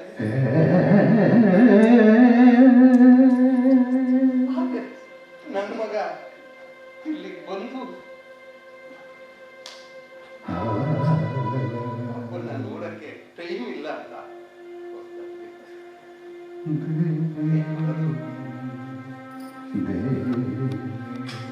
ಎಲ್ಲದಕ್ಕೂ ಪಡ್ಕೊಂಡ್ ಬಂದಿದ್ರು.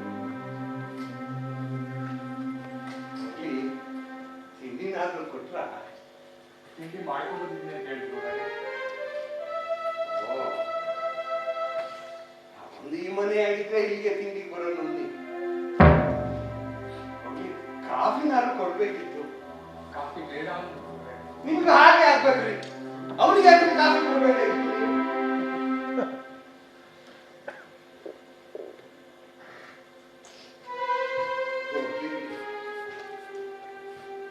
ಅವನ ಜಾತಕನ ಯಾರು ಜ್ಯೋತಿಷಿ ತೋರಿಸ್ಬೇಕು ರಮೇಶ್ ಚಂದ್ರು ನನ್ನ ಮಗ ಇನ್ನೂ ಚಿಕ್ಕವರು ರಮೇಶ್ ಕೊಡ್ಬೇಡಿ ಜಾತಕ ತೋರಿಸಿದ್ರೆ ಏನಾಗಿದೆ ಅಂತ ಹೇಳ್ತಾರೆ. ಒಳ್ಳೇದು ಮಾಡೋಣ. ಸರಿ ಜಾತಕನ ಬಟ್ರಿ ತೋರಿಸಿ ಅವ್ರ ಹತ್ರನೂ ಮರ್ಯಾದೆ ಕಳ್ಕೋಬೇಕಿದ್ರಿ ನಾನು. ನಿಮ್ಗೆಲ್ಲ ಭ್ರಾಂತು ಹೋಗ್ಲಿ ಲೋಕ ಕಾಫಿ ಕೊಡಿ. ತರ್ತೀನಿ ರಾಯ್ ತರ್ತೀನಿ. ಕಾಫಿ ಆದ್ರೂ ಬೇಡ. ಹೊಸದಾಗಿ ಮಾಡ್ತಾರೆ ಹೊಸದಾಗಿ ಮಾಡ್ತಾರೆ.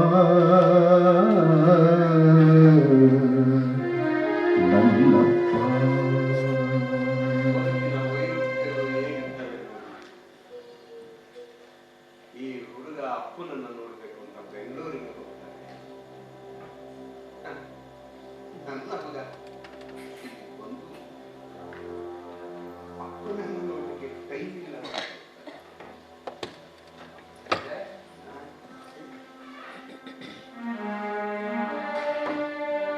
ಯಾರು ಕೂಡ ರಕ್ತ ಹಂಚಿಕೊಂಡ್ರು ಅನ್ನೋ ಏಕೈಕ ಕಾರಣಕ್ಕೆ ಮಗ ಅಂತಲಾಗಿ ಮಗಳು ಅಂತಲಾಗಿ ಅಲ್ಲದೆ ರಕ್ತ ಸಂಬಂಧ ಮೀರಿದ ಇನ್ಯಾವುದೋ ಸಂಬಂಧ ಇದೆ. ಹೌದಲ್ಲ?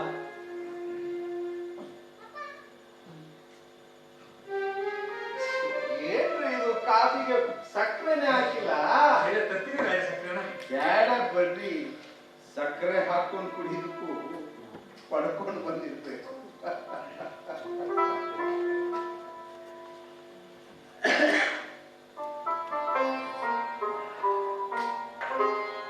ಈ ಹುಡುಗ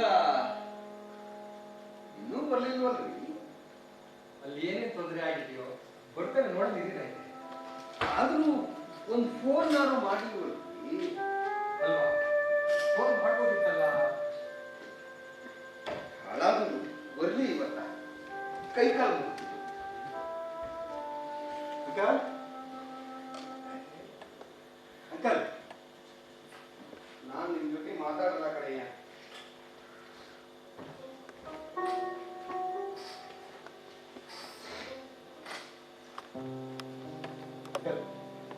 ಪ್ಲೀಸ್ ಮಾತಾಡಿ. ನಿಮ್ ಜೊತೆ ಮಾತಾಡಲ್ಲ ಕಡೆಯ ನಾನು.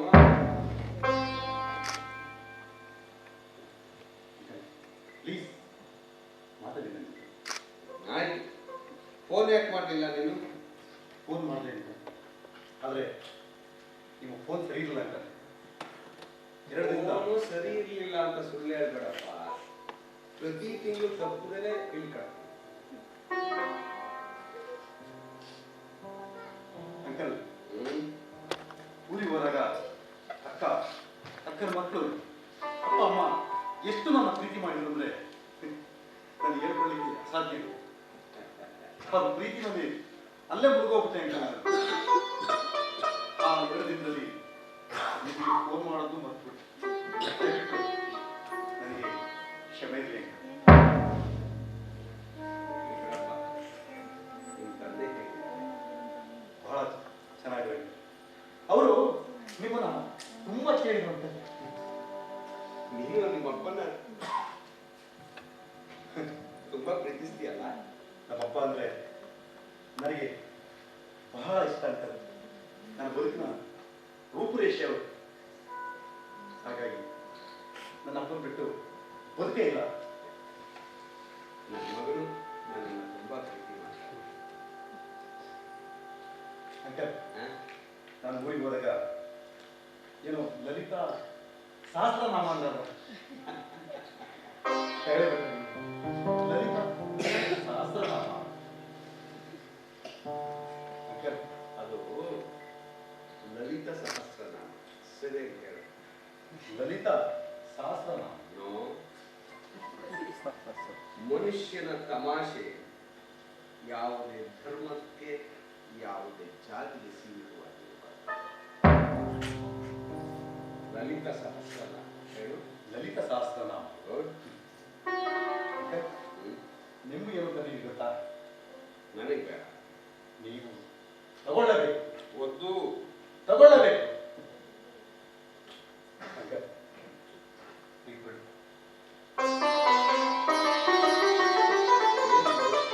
ಇದು ನೋಡಿ.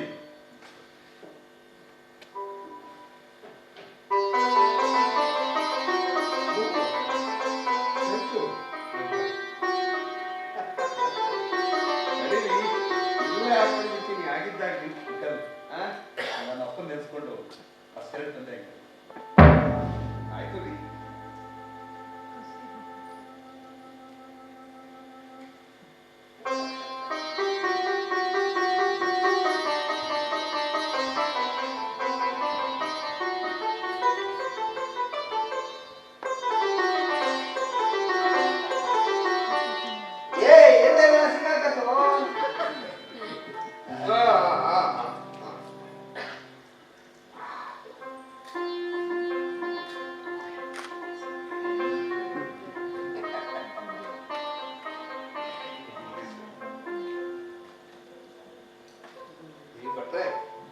ಹೇಗ್ ಕಾಣುತ್ತಿ? ತುಂಬಾ ಚೆನ್ನಾಗಿದೆ. ಹೇಗಿದ್ದೀರಿ ಅಂಕಲ್, ಒಳ್ಳೆ ಮದುವೆ ಗಂಟೆಲ್ಲ ಕಾಣ್ತಾ ಇದ್ರಿ ಅಂಕಲ್. ಹಂಗಂತ ಮತ್ತೆ ಮದುವೆ ಆಗಕ್ಕೆ ಹೋಗ್ಬೇಡಿ.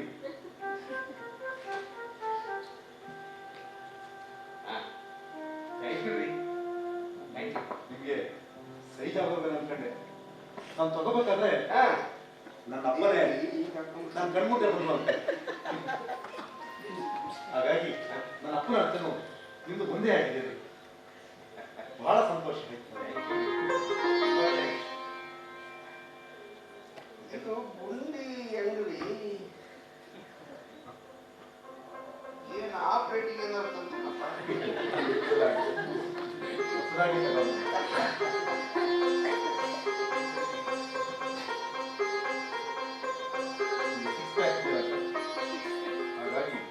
ನಿಮಗೆ ಸ್ಟ್ಯಾಂಡ್ ತುಂಬಾ ಚೆನ್ನಾಗಿ ಕಾಣಿಸ್ತಾ ಇದೆ.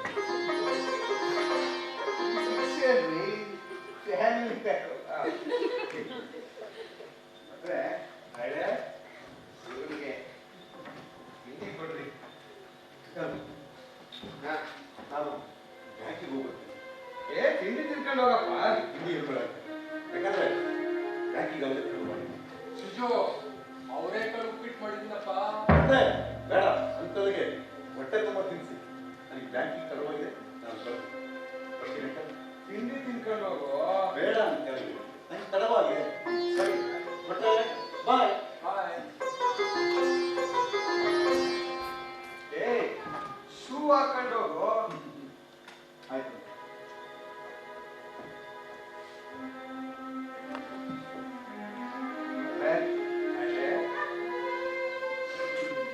ಹೇಗಿದ್ದೀರಿ? ತುಂಬಾ ಚೆನ್ನಾಗಿದೆ. ಎಷ್ಟೊಂದು ಚೆನ್ನಾಗಿ ಹೊಂದಿಕೆ ಆಗಿದೆ ಅಂದ್ರೆ ಬಹಳ ಚೆನ್ನಾಗಿದೆ.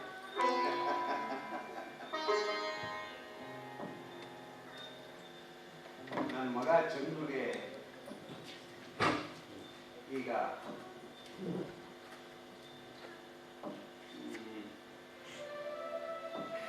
ಒಂದು 24 ವರ್ಷ ಆಯ್ತಲ್ಲ. ಆಗಿದೆ. ಆ 24 ವರ್ಷದಲ್ಲಿ ಅಪ್ಪ ಅಂತ ಏನಾದರೂ ತಂದುಕೊಟ್ಟಿದ್ದೇನೆ ಇಲ್ಲ. ಅಥವಾ ಅಪ್ಪ ನಿನಗೇನಾದರೂ ಬೇಕಾ ಅಂತ ಹೇಳಿದೆ. ಈಗ ಒಂದು 4 ತಿಂಗಳಾಗಿದೆ. ಒಂದು ಶರ್ಟ್ ತಂದು ಕೊಡ್ತಾರೆ.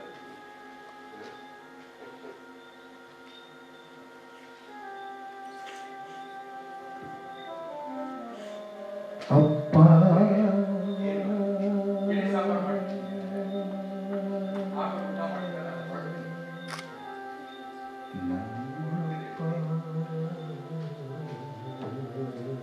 ಯಾಕೋ ಚಂದ್ರು ತುಂಬ ಹಾಕ್ತಾರೆ. ಅವ್ರು ಇನ್ನೂ ಚಿಕ್ಕ ವಯಸ್ಸಿನಲ್ಲಿ ಒಳ್ಳೆಯ ಆಗ್ತದೆ. ಯೋಚನೆ ಮಾಡಬೇಡಿ, ಊಟ ಮಾಡಿ ಬನ್ನಿ.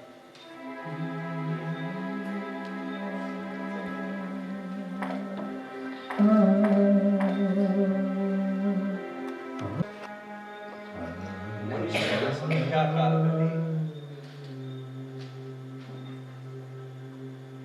ಊರುಗೋಲಾಗಬೇಕು.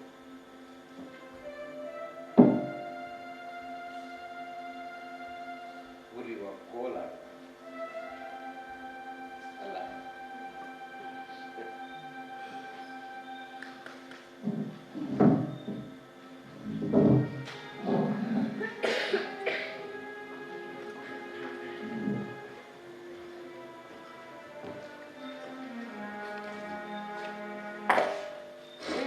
ಓಪನ್ ಇದೆಯಲ್ಲ ಇವತ್ತು.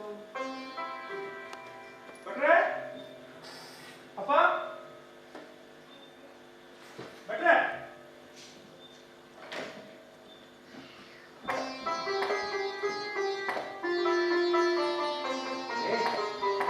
ಓ, ಸದ್ಯ ಇವತ್ತಾದ್ರೂ ಮನೇಲಿ ಇದ್ದೀರಲ್ಲ.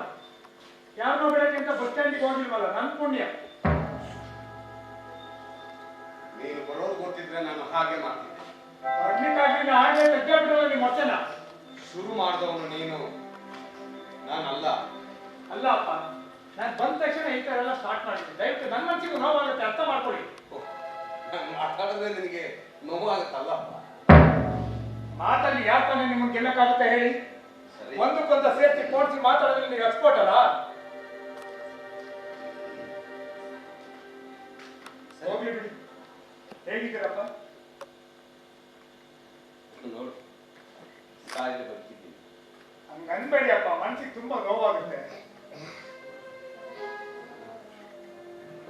ಶರ್ಟ್ ಚೆನ್ನಾಗಿದ್ಯಾ?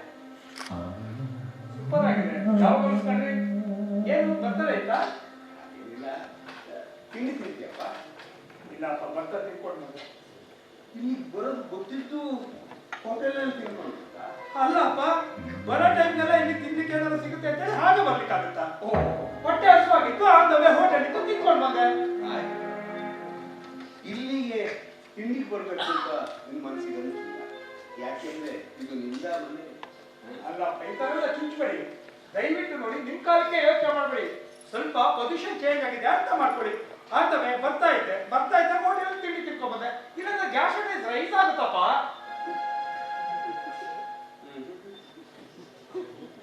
ನಿಮ್ಗೆ ಏನ್ ಹೇಳಿದ್ರು ಅರ್ಥ ಆಗಲ್ಲ ಬಿಡಿ. ಸರಿ, ಈಗ ತಾವು ಯಾಕೆ ಬಂದಿದ್ದೀರೋ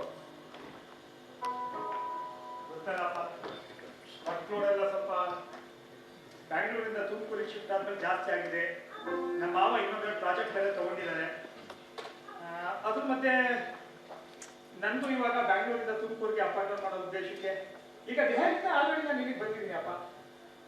ಸ್ವಲ್ಪ ಕಷ್ಟ ಆಗುತ್ತೆ ಅಂತ ಹೇಳಿ ಒಂದು ಕಾರ್ ಕ್ಯಾರಿ ಮಾಡೋಣ ಅಂತ ಯೋಚನೆ ಮಾಡಿದೆ. ಅದಕ್ಕೆ ಒಂದು ಸ್ವಲ್ಪ ದುಡ್ಡು ಬೇಕಿತ್ತಪ್ಪ.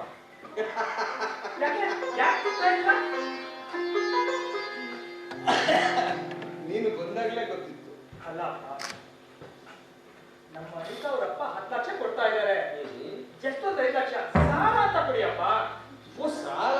ಹೌದಪ್ಪ. ಸಾಲ ಆಗಿದ್ರೆ 5 ಕೊಡ್ತೀನಿ. ಏನ್ ಅಲ್ಲ, ಕಾರಿಗೆ ಎಷ್ಟು ಲಕ್ಷ ಅಂದ್ರೆ? ಕ್ರೇಟಾ ಇವಾಗ ಬೇಸಿಕ್ ಮಾಡ್ಲಿ 16 ಚಿಲ್ಲರೆ ಇದೆ ಅಪ್ಪ. ನನಗೆ 1 ಲಕ್ಷ ಇದೆ. ಅನಿತಾರಪ್ಪ 10 ಲಕ್ಷ ಕೊಡ್ತಾ ಇದ್ದಾರೆ. ಜಸ್ಟ್ ಒಂದು 5 ಲ್ಯಾಕ್. ಈ 5 ಲಕ್ಷ ನಿಮ್ಮ ಮಾವನ್ನೇ ಕೇಳಬಹುದಿತ್ತಲ್ಲ. ಕೇಳ್ಬೋದಿತ್ತಪ್ಪ. ಮರ್ಯಾದೆ ಪ್ರಶ್ನೆ. ಹೆಂಡತಿಗೆ ಜಮ ಬಚ್ಕೊಂಡಿರ್ತೀಯ. 5 ಲಕ್ಷ ನಮ್ಮ ಅಪ್ಪನ ಹತ್ರ ಇಸ್ಕೊಂಡ್ಬರ್ತೀನಿ. ಈಗ ಈಗ ನಾನು ಈಗ 5 ಲಕ್ಷ ಕೊಡಲ್ಲ ಅಂದ್ರೆ ಏನ್ ಮಾಡ್ತೀನಿ? ನನ್ನ ಪೊಸಿಷನ್ಗೆ, ನಾನಿರೋ ಲೆವೆಲ್ಗೆ ನನ್ನ ಫ್ರೆಂಡ್ಸ್ ಹತ್ರ 5 ಲಕ್ಷ ಇಸ್ಕೊಳ್ಳೋದೇ ದೊಡ್ಡ ವಿಶೇಷ ಅಲ್ಲ. ಅದರಿಂದ ನಿಮ್ಮ ಗೌರವಕ್ಕೆ ಧಕ್ಕೆ, ಅದನ್ನ ಅರ್ಥ ಮಾಡ್ಕೊಳ್ಳಿ. ನನ್ನ ಮರ್ಯಾದೆ. ಹೌದೌದು. ಅಲ್ಲಪ್ಪ, ನಾನು ಯಾರ ಮಗ ಅಪ್ಪ? ಸದಾಶಿವರಾಯ ಮಗ. 5 ಲಕ್ಷ ಸಾಲ ಫ್ರೆಂಡ್ಸ್ ಹತ್ರ ಕೇಳಿದ್ರೆ ನಾನು ಚೀಪ್ ಆಗ್ತೀನಪ್ಪ. ಸರಿ,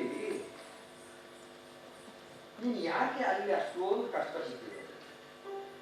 ಈ ತೋಟ, ಮನೆ, ಹೊಲ ಎಲ್ಲ ಯಾರಿಗೋಸ್ಕರಪ್ಪ? ಇಲ್ಲಿ ಬಂದು ಹಾಯಾಗಿ ಯಾಕೆ ಇರ್ಬಾರ್ದು? ಹೌದಪ್ಪ, ನೀವ್ ಹೇಳೋದ್ರಲ್ಲಿ ಒಂದೊಂದ್ಸತಿ ಸತ್ಯ ಇದೆ ಅನ್ಸುತ್ತೆ.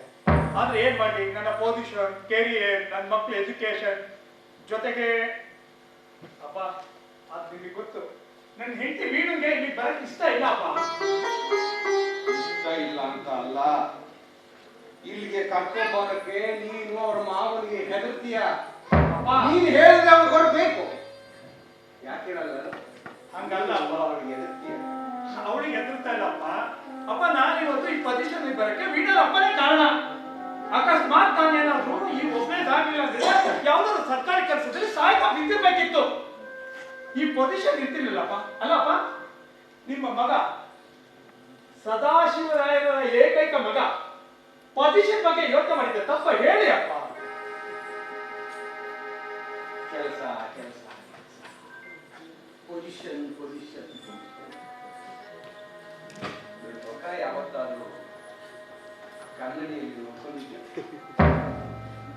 ನಿದ್ದೆ ಮಾಡಿ ಎಷ್ಟು ದಿನ ಆಯ್ತು? ಹಾಗೇನಿಲ್ಲಪ್ಪ, ಇಷ್ಟಿಗೆ ಸ್ವಲ್ಪ ವರ್ಕ್ ಕೊಡೋದು ಹಾಳಾಗಿದ್ದೀನಿ ಅಷ್ಟೇ. ಅದು ಬಿಟ್ರೆ ಅಂತ ಟೆನ್ಷನ್ ಏನು ನನ್ಗಿಲ್ಲ ಅಪ್ಪ. ಬಿಳಿ ಕೂದಲಾಗಿದ್ದವನು ಇದೇ ನಿನಗೆ ಹೇಳ್ತಿದ್ದೆ. ಅಪ್ಪ ಅಮ್ಮನಿಗೆ ನೋವು ಕೊಟ್ಟು ನೀನು ಇನ್ನೆಲ್ಲೋ ಹೋಗಿದ್ದೀಯಲ್ಲ, ಅದಕ್ಕೆ ದೇವರು ಕೊಟ್ಟ ಶಿಕ್ಷೆ. ನಾನೆಲ್ಲೇ ನಿಮ್ಮ ಮಗ. ನಿಮ್ಮ ಪ್ರೀತಿ ಸ್ನೇಹಕ್ಕೆ ಯಾವತ್ತೂ ನಾನು ಗೌರವ ಪ್ಲೀಸ್ ಅಪ್ಪ. ನನ್ನ ಟೈಮ್ ಇಲ್ಲ, ಹೊರಡಬೇಕು. ತುಂಬಾ ಅರ್ಜೆಂಟ್ ಇದೆಯಲ್ಲಪ್ಪ. ಕಾರ್ ಬೇರೆ ತಗೋತಿ. ಹೌದು. ಫಸ್ಟ್ ಡ್ರೈವರೇ ಹೆಂಡತಿ ಮಕ್ಕಳನ್ನ ಕರ್ಕೊಂಡು ಹೋಗ್ಬೇಕು ಅಂತ ಹೇಳಿ ಬಂದಿದ್ಯಾ? ಮೇಬಿ ಯಾಕೆ? ಹೌದು ಅಂದ್ರೆ ಅಪ್ಪ, ಸ್ಟಾಪ್ ವಾಚ್ ಇಟ್ಕೊಂಡು ಬೇರೆ ಕಾಯ್ತಾ ಇರ್ತಾರೆ. ಎಲ್ಲಿ ಲೇಟ್ ಆದ್ರೂ 1 ಸೆಕೆಂಡ್ ಲೇಟ್ ಆದ್ರೂ ಇಲ್ಲಪ್ಪ, ನೀವು ಅನ್ಕೊಂಡ್ರೆ ಕಲ್ಪನೆ ಅಷ್ಟೇ. ಅದು ಆದ್ರೆ ನನ್ನ ಹೆಂಡತಿ ಇಲ್ಲಪ್ಪ, ತುಂಬಾ ಫ್ರೀಡಮ್ ಕೊಟ್ಟಿದ್ದಾರೆ ನನಗೆ.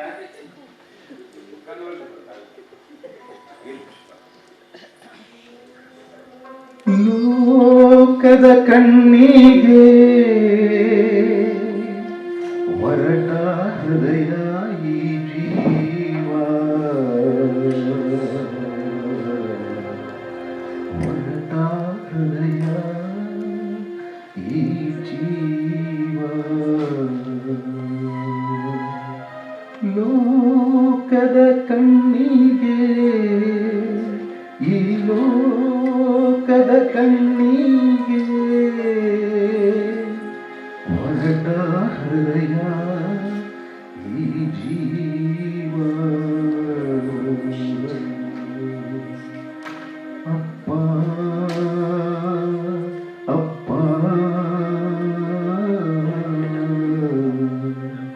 ನನ್ನಪ್ಪ.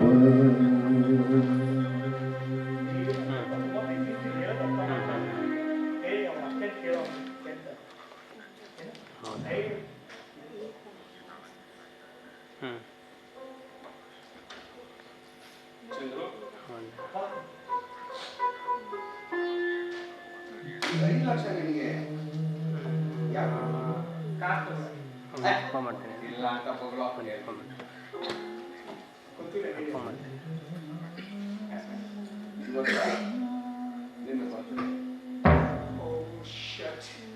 ಈ ಜಂಜಾಟದಲ್ಲಿ ನಂಗೆ ಕೂಡ ನೆನಪಿಲ್ಲ, ಮತ್ತೆ ಹೋಗಿದ್ದೀನಪ್ಪ. ನಾನು ಕೂಡ ಮಾಡಿದ್ದೇನೆ. ಯಾವಾಗ 5 ಲಕ್ಷ ಗೆಲ್ಲೋದು, ಇವತ್ತು 5ನೇ ತಾರೀಕು ಜನ್ಮದಿನ ಶುಭಾಶಯಗಳು. ಮಕ್ಕಳೆಲ್ಲಾದ್ರೂ ಅಪ್ಪನ ಕಾಲ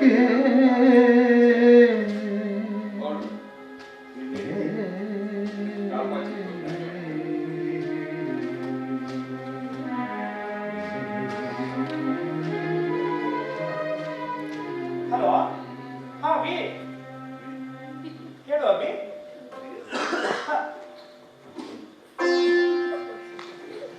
ಏನು ಅಪ್ಪನ ಮನೆ? ಏ ಚಿನ್ನು, ನಾನು ಯಾಕೆ ಅಲ್ಲಿಗೆ ಬರ್ಲಿ? ಹಾ, ಕಾರ್ ಪ್ರಿಪ್ರೇಷನ್ ಎಲ್ಲ ರೆಡಿ ಇದೆ, ಡೋಂಟ್ ವರಿ. ಹಾ,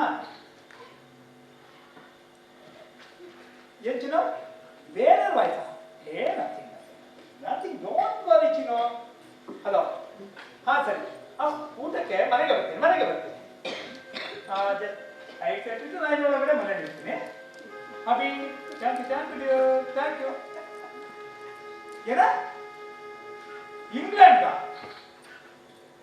ಹೇಳೋದು ಅರ್ಥ ಮಾಡ್ಕೊಳ್ಳೋ. ನಿಮ್ಮ ಅಪ್ಪಗೊಂದು ಸ್ವಲ್ಪ ನನ್ನ ಫ್ರೀಡಮ್ ಆಗಿನ ಬಿಡಕ್ಕೇಳಮ್ಮ. ಲಾಸ್ಟ್ ವೀಕ್ ತಾನೇ ಹಾಲೆಂಡ್ ಹೋಗಿ ಬಂದೆ, ಇವಾಗ ಇಂಗ್ಲೆಂಡ್ ಅಂದ್ರೆ ನಾನು ಏನ್ ಮಾಡ್ಲಿಲ್ಲ. ತುಂಬಾ ಟಯರ್ಡ್ ಆಗ್ತೀನಿ ಚಿನ್ನ. ಸರಿ ಬಿಡು, ಬಂದು ಮಾತಾಡ್ತೀನಿ. ಓಕೆ, ಊಟ ಮನೆಗೆ ಬರ್ತೀನಿ. ಡನ್. ಕ್ಯಾರಿ. ಓಕೆ ಚಿನ್ನ. ಶಟ್, ಹೋದವರ ಹಾಲೆಂಡು, ಇವರ ಇಂಗ್ಲೆಂಡ್ ಹೋಗ್ಬೇಕಂತೆ. ಯಾಕೋ, ಏನಾಯ್ತು? ನಾವು ಬಿಸ್ನೆಸ್ ಮೇಲೆ ಇಮಿಡಿಯೇಟ್ ಆಗಿ ನಾಳೆ ಇಂಗ್ಲೆಂಡ್ ಹೊರಡ್ಬೇಕಂತೆ ಅಪ್ಪ. ಮತ್ತೆ ಈ ಹೊಸ ಕಾರ್ ಏನ್ ಮಾಡ್ತೀವಿ? ಗರ್ಲ್ ಫ್ರೆಂಡ್ಗೆ ಯಾವ್ದಾದ್ರು ಗಿಫ್ಟ್ ಕೊಡ್ತೀನಿ. ಬಹಳ ವರ್ಷಗಳ ನಂತರ ಒಂದು ಜೋಕ್ ಮಾಡ್ತಿದ್ಯಾ, ಅದನ್ನು ಮುಖ ಸಿಂಗಿಸ್ಕೊಂಡು. ಪರಿಸ್ಥಿತಿ ಅರ್ಥ ಮಾಡ್ಕೊಳಪ್ಪ. ಏನ್ ಸಾಯಿದ್ದೀನಿ ನಾನು. ಸರಿ ಓಡು, ಬರ್ತೀನಿ. ಆಯ್ತಪ್ಪ, ಥ್ಯಾಂಕ್ ಯು. ಆಯ್ತು.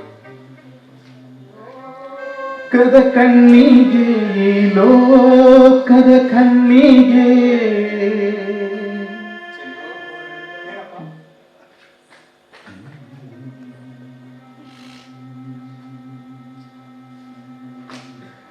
ಹಸಿವನು ಮಕ್ಕಳು ಹೇಗಿದ್ದಾವೆ? ಚೆನ್ನಾಗಿದ್ದಾನಪ್ಪ.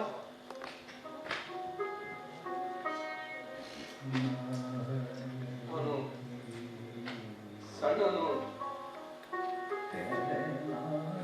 ಯುದ್ಧ ಆಗಿರ್ಬೇಕಲ್ಲ. ಹೌದಪ್ಪ, ಅವನು ಯಾವಾಗಲೂ ತಮ್ಮನ್ನು ಕೇಳ್ತಾನೆ ಇರ್ತಾನಪ್ಪ. ಅಪ್ಪ, ನೀವ್ಯಾಕೆ ನಮ್ಮ ಜೊತೆ ಬಂದಿರ್ಬಾರ್ದಪ್ಪ?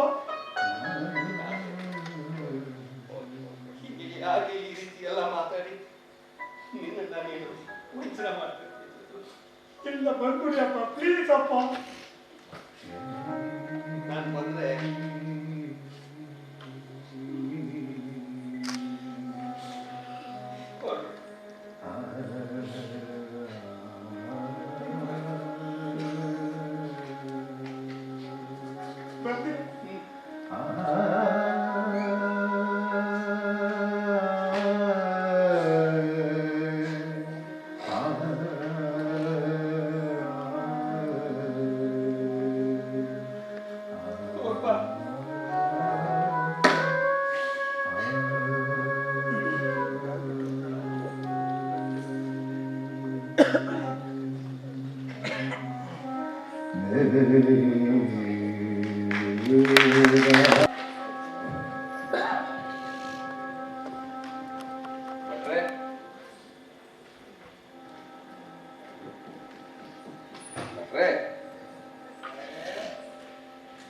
ಸ್ವಲ್ಪ ನೀರು ಕೊಡ್ತೀರಿ ಅಲ್ರಿ?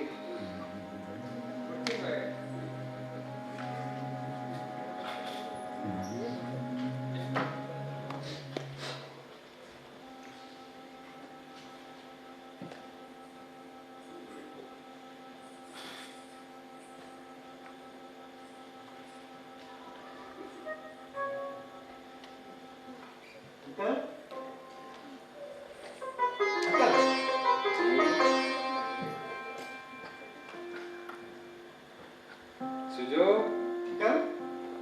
ಏನ್ ಮಾಡ್ತಾ ಇದ್ರಿ? ಭಟ್ರ ಹತ್ರ ಸ್ವಲ್ಪ ನೀರು ಇಸ್ಕೊಂಬಾರಪ್ಪ. ಭಟ್ರೆ,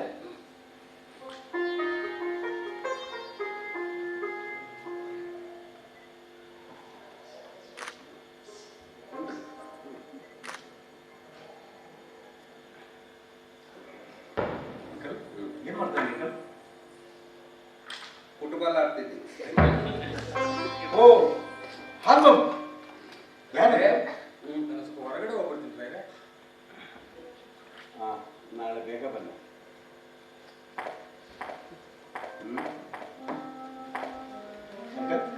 ಯಾರಿದು ಹಾರ್ಮೋನ್? ನಂದೇ ಅಪ್ಪ.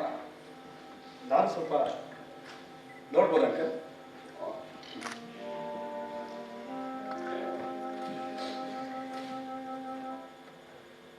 ಅಂಕಲ್, ನೀವು ಚಿಕ್ಕ ಹುಡುಗರಿ ಎಷ್ಟು ಮುದ್ದಾಗಿರಿ ಅಂಕಲ್. ಇದು ನಿಮ್ಮ ಮದುವೆ ಫೋಟೋನಾ? ನೋಡ್ರಿ, ಆ ಮದುವೆನಲ್ಲಿ ಆ ತೊಗಳೆ ಪ್ಯಾಂಟು, ಆ ಹುಲಿ ಉಗುರು. ಏಯ್, ಹುಲಿ ಹೋಗೋರು ಅಂತ ತಗ್ಲಾಕ್ಬಿಟ್ಟು ಕಣೋ, ಪ್ಲಾಸ್ಟಿಕ್ದು. ಆ ಕುಡಿ ಮೀಸೆ ನೋಡಿದ್ರೆ ತುಂಬಾ ಸುಂದರವಾಗಿ ಕಾಣಿಸ್ತಾ ಇದೆ ಅಂಕಲ್. ಅಂಕಲ್, ಇವ್ರು ಯಾರು? ನಿಮ್ಮ ಹೆಂಡ್ತಿನ? ನನ್ನ ಹೆಂಡತಿ ಬಹಳ ಮುದ್ದಾಗಿದೆ ಅಂಕಲ್. ತೀರೋಗಿ 5 ವರ್ಷ ಆಯ್ತು. ಅಂಕಲ್, ಇವ್ರು ಯಾರು? ನಿಮ್ಮ ಮಗನ? ಚಂದ್ರು ಅಂತ. ಈಗೆಲ್ಲಿದ್ದಾರೆ ಅಂಕಲ್ ಅವರು?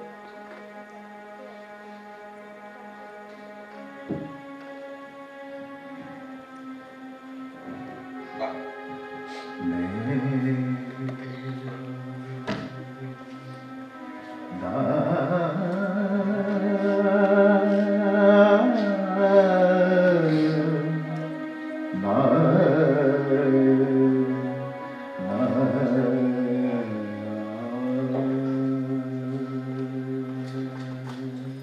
ಈಗ ನಾನು ನಿಮ್ಮೊಂದು ಪ್ರಶ್ನೆ ಕೇಳ್ತೀನಿ. ಉತ್ತರ ಹೇಳ್ತೀಯಾ? ಖಂಡಿತ ಹೇಳ್ತೀನಿ. ನೀನು ನನ್ನ ಮಗ ಅಂತ ಅಂದ್ಕೊಳ್ಳೋದೇನು ಮಗ. ನೀನು ಡೈಲಿ ಓದಿಸ್ತಾ ನಾನು ಒಂದು ದಿವಸ ಅಯ್ಯೋ ಮಗನೇ ಬಾಗಿಲಾಗ ಓದಿದ್ದೆಲ್ಲ ಸಾಕು ಇಲ್ಲಿ ಹೊಲ ಮನೆ ಫೋಟೋ ನೋಡ್ಕೊಂಡಿದ್ದು ಬಂದಿದ್ದೆ ಅಂತ. ಆಗ ನೀನೇನಿರ್ತೀಯ?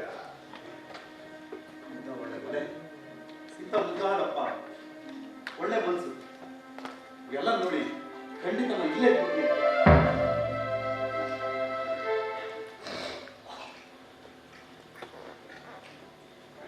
ಆ ಪುರುಷ ನನಗಿಲ್ಲಪ್ಪ. ಹಾಗೆ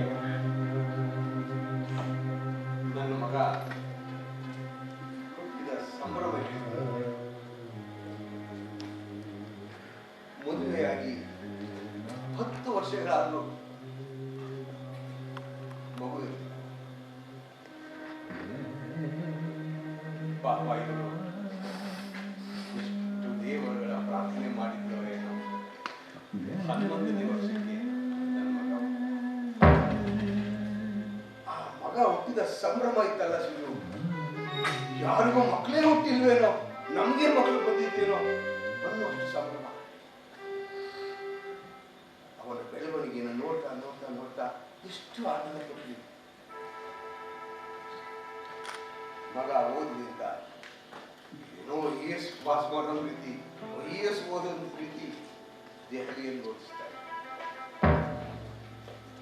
ಅಲ್ಲಿ ಯಾವುದೋ ಫ್ಯಾಕ್ಟ್ರಿ ಓನರ್ ಹೆಣ್ಮಗಳು ಇವರನ್ನ ಲವ್ ಮಾಡ್ತಾರೆ. ಅವಳೇ ಮಾಡಿದ್ನೋ ಅಥವಾ ಇವನೇ ಮಾಡಿದ್ನೋ ಯಾರಿಗೆ. ಆಗಾಗ ರಜಕ್ಕೆ ಬರೋದು, ಬರ್ತಾ ಬರ್ತಾ ಮನೆಗೆ ಬರೋದನ್ನೇ ಕಮ್ಮಿ ಮಾಡಿ. ಆಗ ಇವಳಿಗೆ ಹೇಳಿದೆ, ಯಾಕೋ ದಾರಿ ತಪ್ಪದಂಗಿದ್ದಾನೆ, ಓದೋದು ನಿಲ್ಸ್ಬಿಡೋಣ. ಅದಕ್ಕೆ ಅವ್ರ ಅಮ್ಮನ ಹತ್ರ ಇವನು ಹೊತ್ತು ಕರೆದು ಅಲ್ಲೇ ಓದ್ಬೋದು.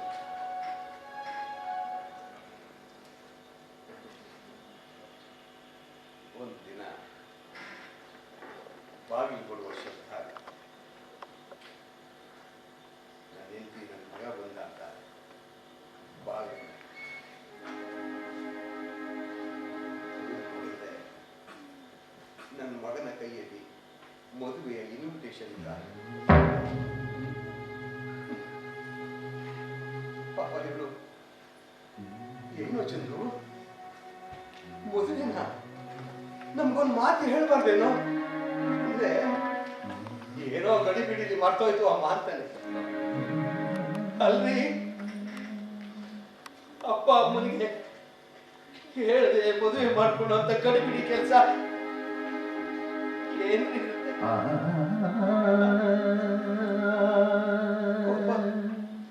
ಕೋಪ ತಡೆಯಕ್ಕಾಗಿಲ್ಲ. ಒಂದಕ್ಕೆ ಅಪ್ಪ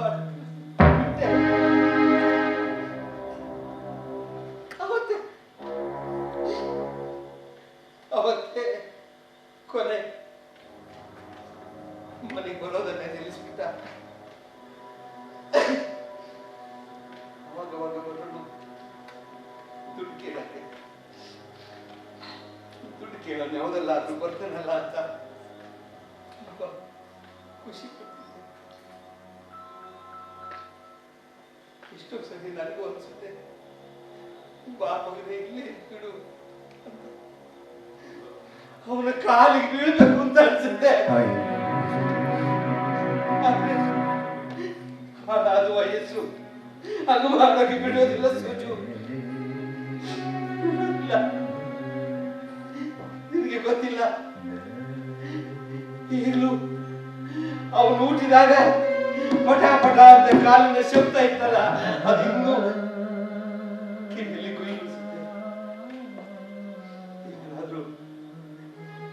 ಯಾರಾದ್ರೂ ಬಾಗಿಲು ತೆಗೆದಿದ್ರೆ ಸಾಕು, ನನ್ನ ಮಗನೇ ಬಂದೇನು ಅನ್ನ ಕಾದರದಲ್ಲಿ ಹೋಗಿ ನೋಡ್ತೀನಿ.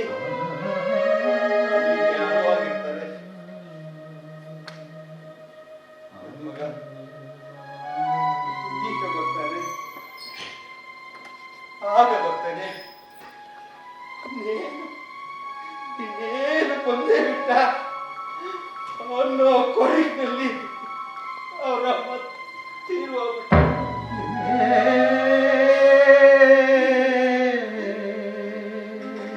ಇವಳು ಸಾವಿಗೆ ಅವಳೇ ಕಾರಣ, ಅವಳೇ ಕಾರಣ.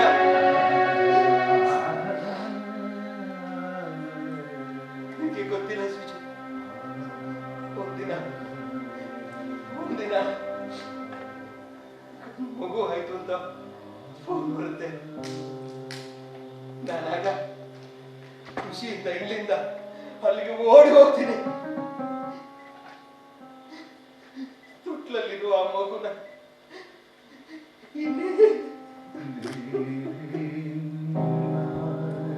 ಇನ್ನೇನು ಎತ್ಕೋಬೇಕು ನನ್ನೊಳಗೆ.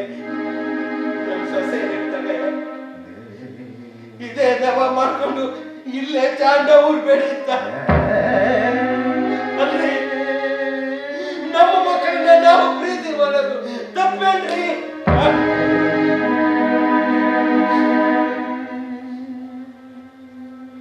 ಇತ್ತೀಚೆಗೆ ನನ್ನ ಬದುಕು ಶೂನ್ಯ ಅನ್ಸೋದಕ್ಕೆ ಶುರು ಆಗ್ತಿದೆ. ಹೋಗೋಕ್ಕಾಗಲ್ಲ, ಬರೋಕ್ಕಾಗಲ್ಲ.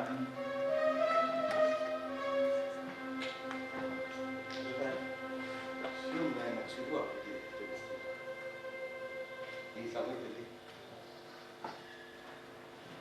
ನೀನು ಬಂದೆ. ಆ ದೇವರೇ ನಿನ್ನ ಕಳಿಸ್ತೇನೆ ಅಂತ ಅನ್ಕೊಂಡೆ. ನನ್ನನ್ನ ಬಿಟ್ಟು ಹೋಗ್ಬೇಡ ಸಿದ್ದು.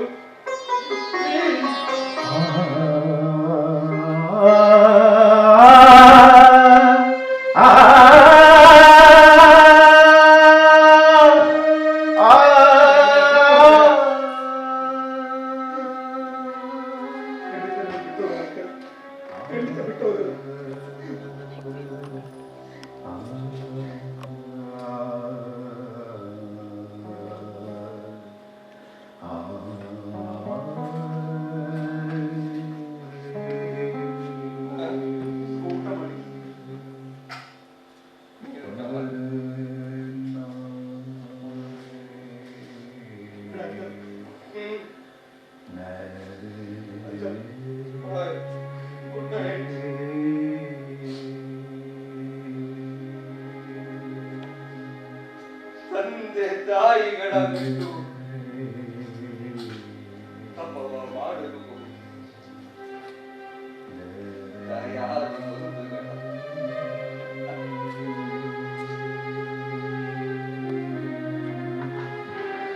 ಅಪ್ಪ ಅಪ್ಪ. ಮೊನ್ನೆ ನೀರು ಕೊಟ್ಟ ಲೋಟ ಇನ್ನೂ ಇಲ್ಲೇ ಇದೆಯಲ್ರಿ. ನಿಮಗೆ ಸಂಬಳ ಯಾಕೆ ಕೊಡ್ಬೇಕು ನಾನು? ಆ ಎಮ್ಮ ಮತ್ತೆ ಬರ್ಲೇ ಇಲ್ವಲ್ರಿ? ಯಾಕ್ರಿ? ಅಂದ್ರೆ ಕೆಲಸಕ್ಕೆ ಹೋಗ್ತಿದ್ದಾರೆ.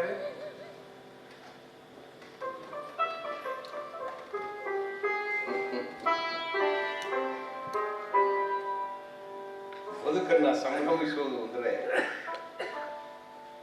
ಇನ್ನೊಬ್ಬರಿಗೆ ನೋವು ಕೊಡೋದು ಅಂತ.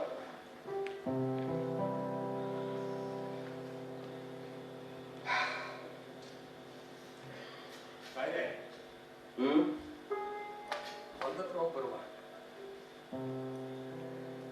ತೋಟದತ್ರ ಹೋಗಿ ಬರುವ ಬನ್ನಿರಾಯ್ರೆ. ಇಲ್ಲ ರೀ,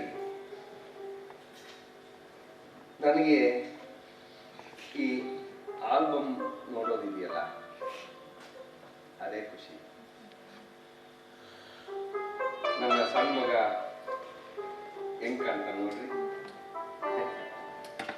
ದೊಡ್ಡವನಾಗಿದ್ದಾನೆ.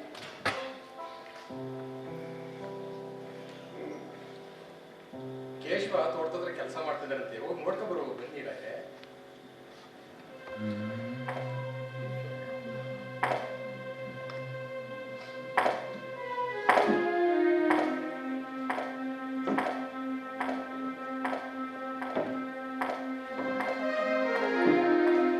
ಎತ್ತ ತಾಯಿ ತಂದೆಗಳ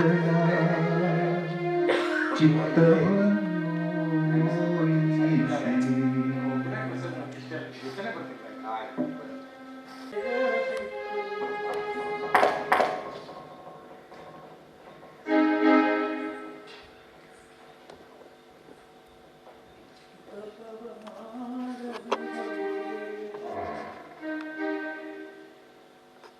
ಯಾರು ನೀವು?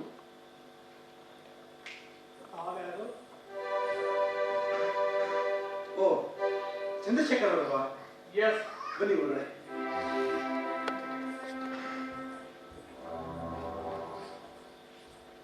ನನ್ನ ಹೆಸರು ಸುಜಯ್ ಅಂತ.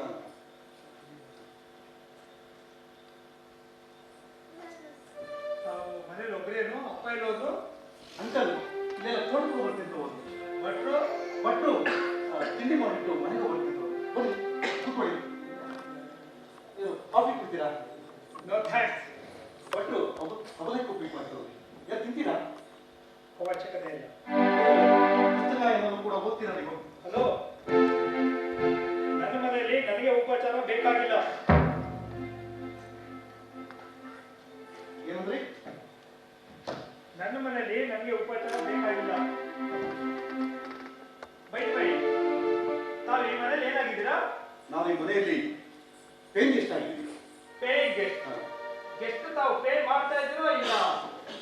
ನಮ್ಮ ಅಪ್ಪನಿಗೆ ಮಂಗಳೂರು ಎತ್ತಿ ಫ್ರೀಡಮ್ ಊಟ ತಿನ್ಕೊಂಡಿಲ್ಲ ಕಾಲು ಕಾಯ್ತಾ ಇದ್ದೀರಾ? ಅದನ್ನೇನು ಕಳ್ಳ ತಂದ್ಕೊಂಡ್ರ ನೀವು? ಎಸ್. ಅಲ್ರಿ, ಮನೇಲಿ ಯಾರು ಇಲ್ಲದೆ ಇದ್ದಾಗ ಒಬ್ಬ ಪೇಯಿಂಗ್ ಗೆಸ್ಟ್ ಹೆಂಗಿರ್ಬೇಕು ಅನ್ನೋ ರೀತಿ ನೀತಿ ನಿಮ್ಗಿಲ್ಲ. ಸಿಕ್ಕಿದ ಕಡೆ ಕೂಲಿ ಬಿದ್ದಂಗೆ ನುಗ್ತಾ ಇದ್ದೀರಲ್ಲ, ಕಳ್ತನ ಮಾಡಲ್ಲ ಅನ್ನೋದಕ್ಕೆ ಏನ್ ನಿಜಾನಲ್ಲಿ? ಕಳ್ಳತನ ಸೋಗ ಹಾಕೊಂಡು ಬಂದು ಹಾಗಾಗ ಬಂದು ಏನಾದ್ರೂ ದೋಚ್ಕೊಂಡು ಹೋಗುವಂತ ಮನಸ್ಥಿತಿ ನನಗಲ್ಲ, ನಿಮಗೆ. ಏ, ಇದು ನಮ್ಮ ಅಪ್ಪನ ಮನೆ, ನನ್ನ ಮನೆ, ನಾನು ಇಷ್ಟ ಬಂದ ಇರ್ತೀನಿ. ಕೇಳಕ್ಕೆ ಏನ್ ಮಾಡ್ತೀರಿ? ಏನ್ ಮಾಡ್ತೀರಿ? ಸ್ಟೇಷನ್ ಹೋಗ್ತೀನಿ, ಕಂಪ್ಲೇಂಟ್ ಕೊಡ್ತೀನಿ, ಇಡಿಯಟ್ ಅರೆಸ್ಟ್ ಮಾಡ್ತೀನಿ ನಿಮ್ಮನ್ನ. ಪೊಲೀಸ್ನವ್ರು ಬಂದ್ರೆ ಮೊದಲು ಎಳ್ಕೊಂಡು ಹೋಗುದು ನನ್ನನ್ನಲ್ಲ, ನಿಮ್ಮನ್ನ. ಏ ಮ್ಯಾನ್, ಇದು ನನ್ನ ಮನೆ, ನನ್ನನ್ನೇ ಕೇಳ್ಕೊಂಡು ಹೋಗ್ತಾರೆ. ಕಳ್ಳತನದ ಸೋಗ ಕಂಡು ಓಡಾಡ್ತಾ ಇರೋದು ನೀವು ಕಂಡ್ರಿ, ನಾನಲ್ಲ. ನಿನ್ನಿಂದ ನಾನೇನು ಕಲಿಬೇಕಾಗಿಲ್ಲ. Idiot, get out my house. Get out. Yes, get out. ಈ ವಯಸ್ಸಾದ ಮುದುಕರು ಯಾಕಾಗಿ ಈ ರೀತಿ ನಡ್ಕೊತಾರೋ ಗೊತ್ತಿಲ್ಲ. ಯಾವನ ತಂದಿದ್ದ ಮನೆಯಲ್ಲಿ ನಮ್ಗೆ ಬುದ್ಧಿ ಹೇಳುತ್ತಾರೆ. ಬರ್ಲಿ ಇವತ್ತು ಹೋಗಿ ಹಾಳಾಗು.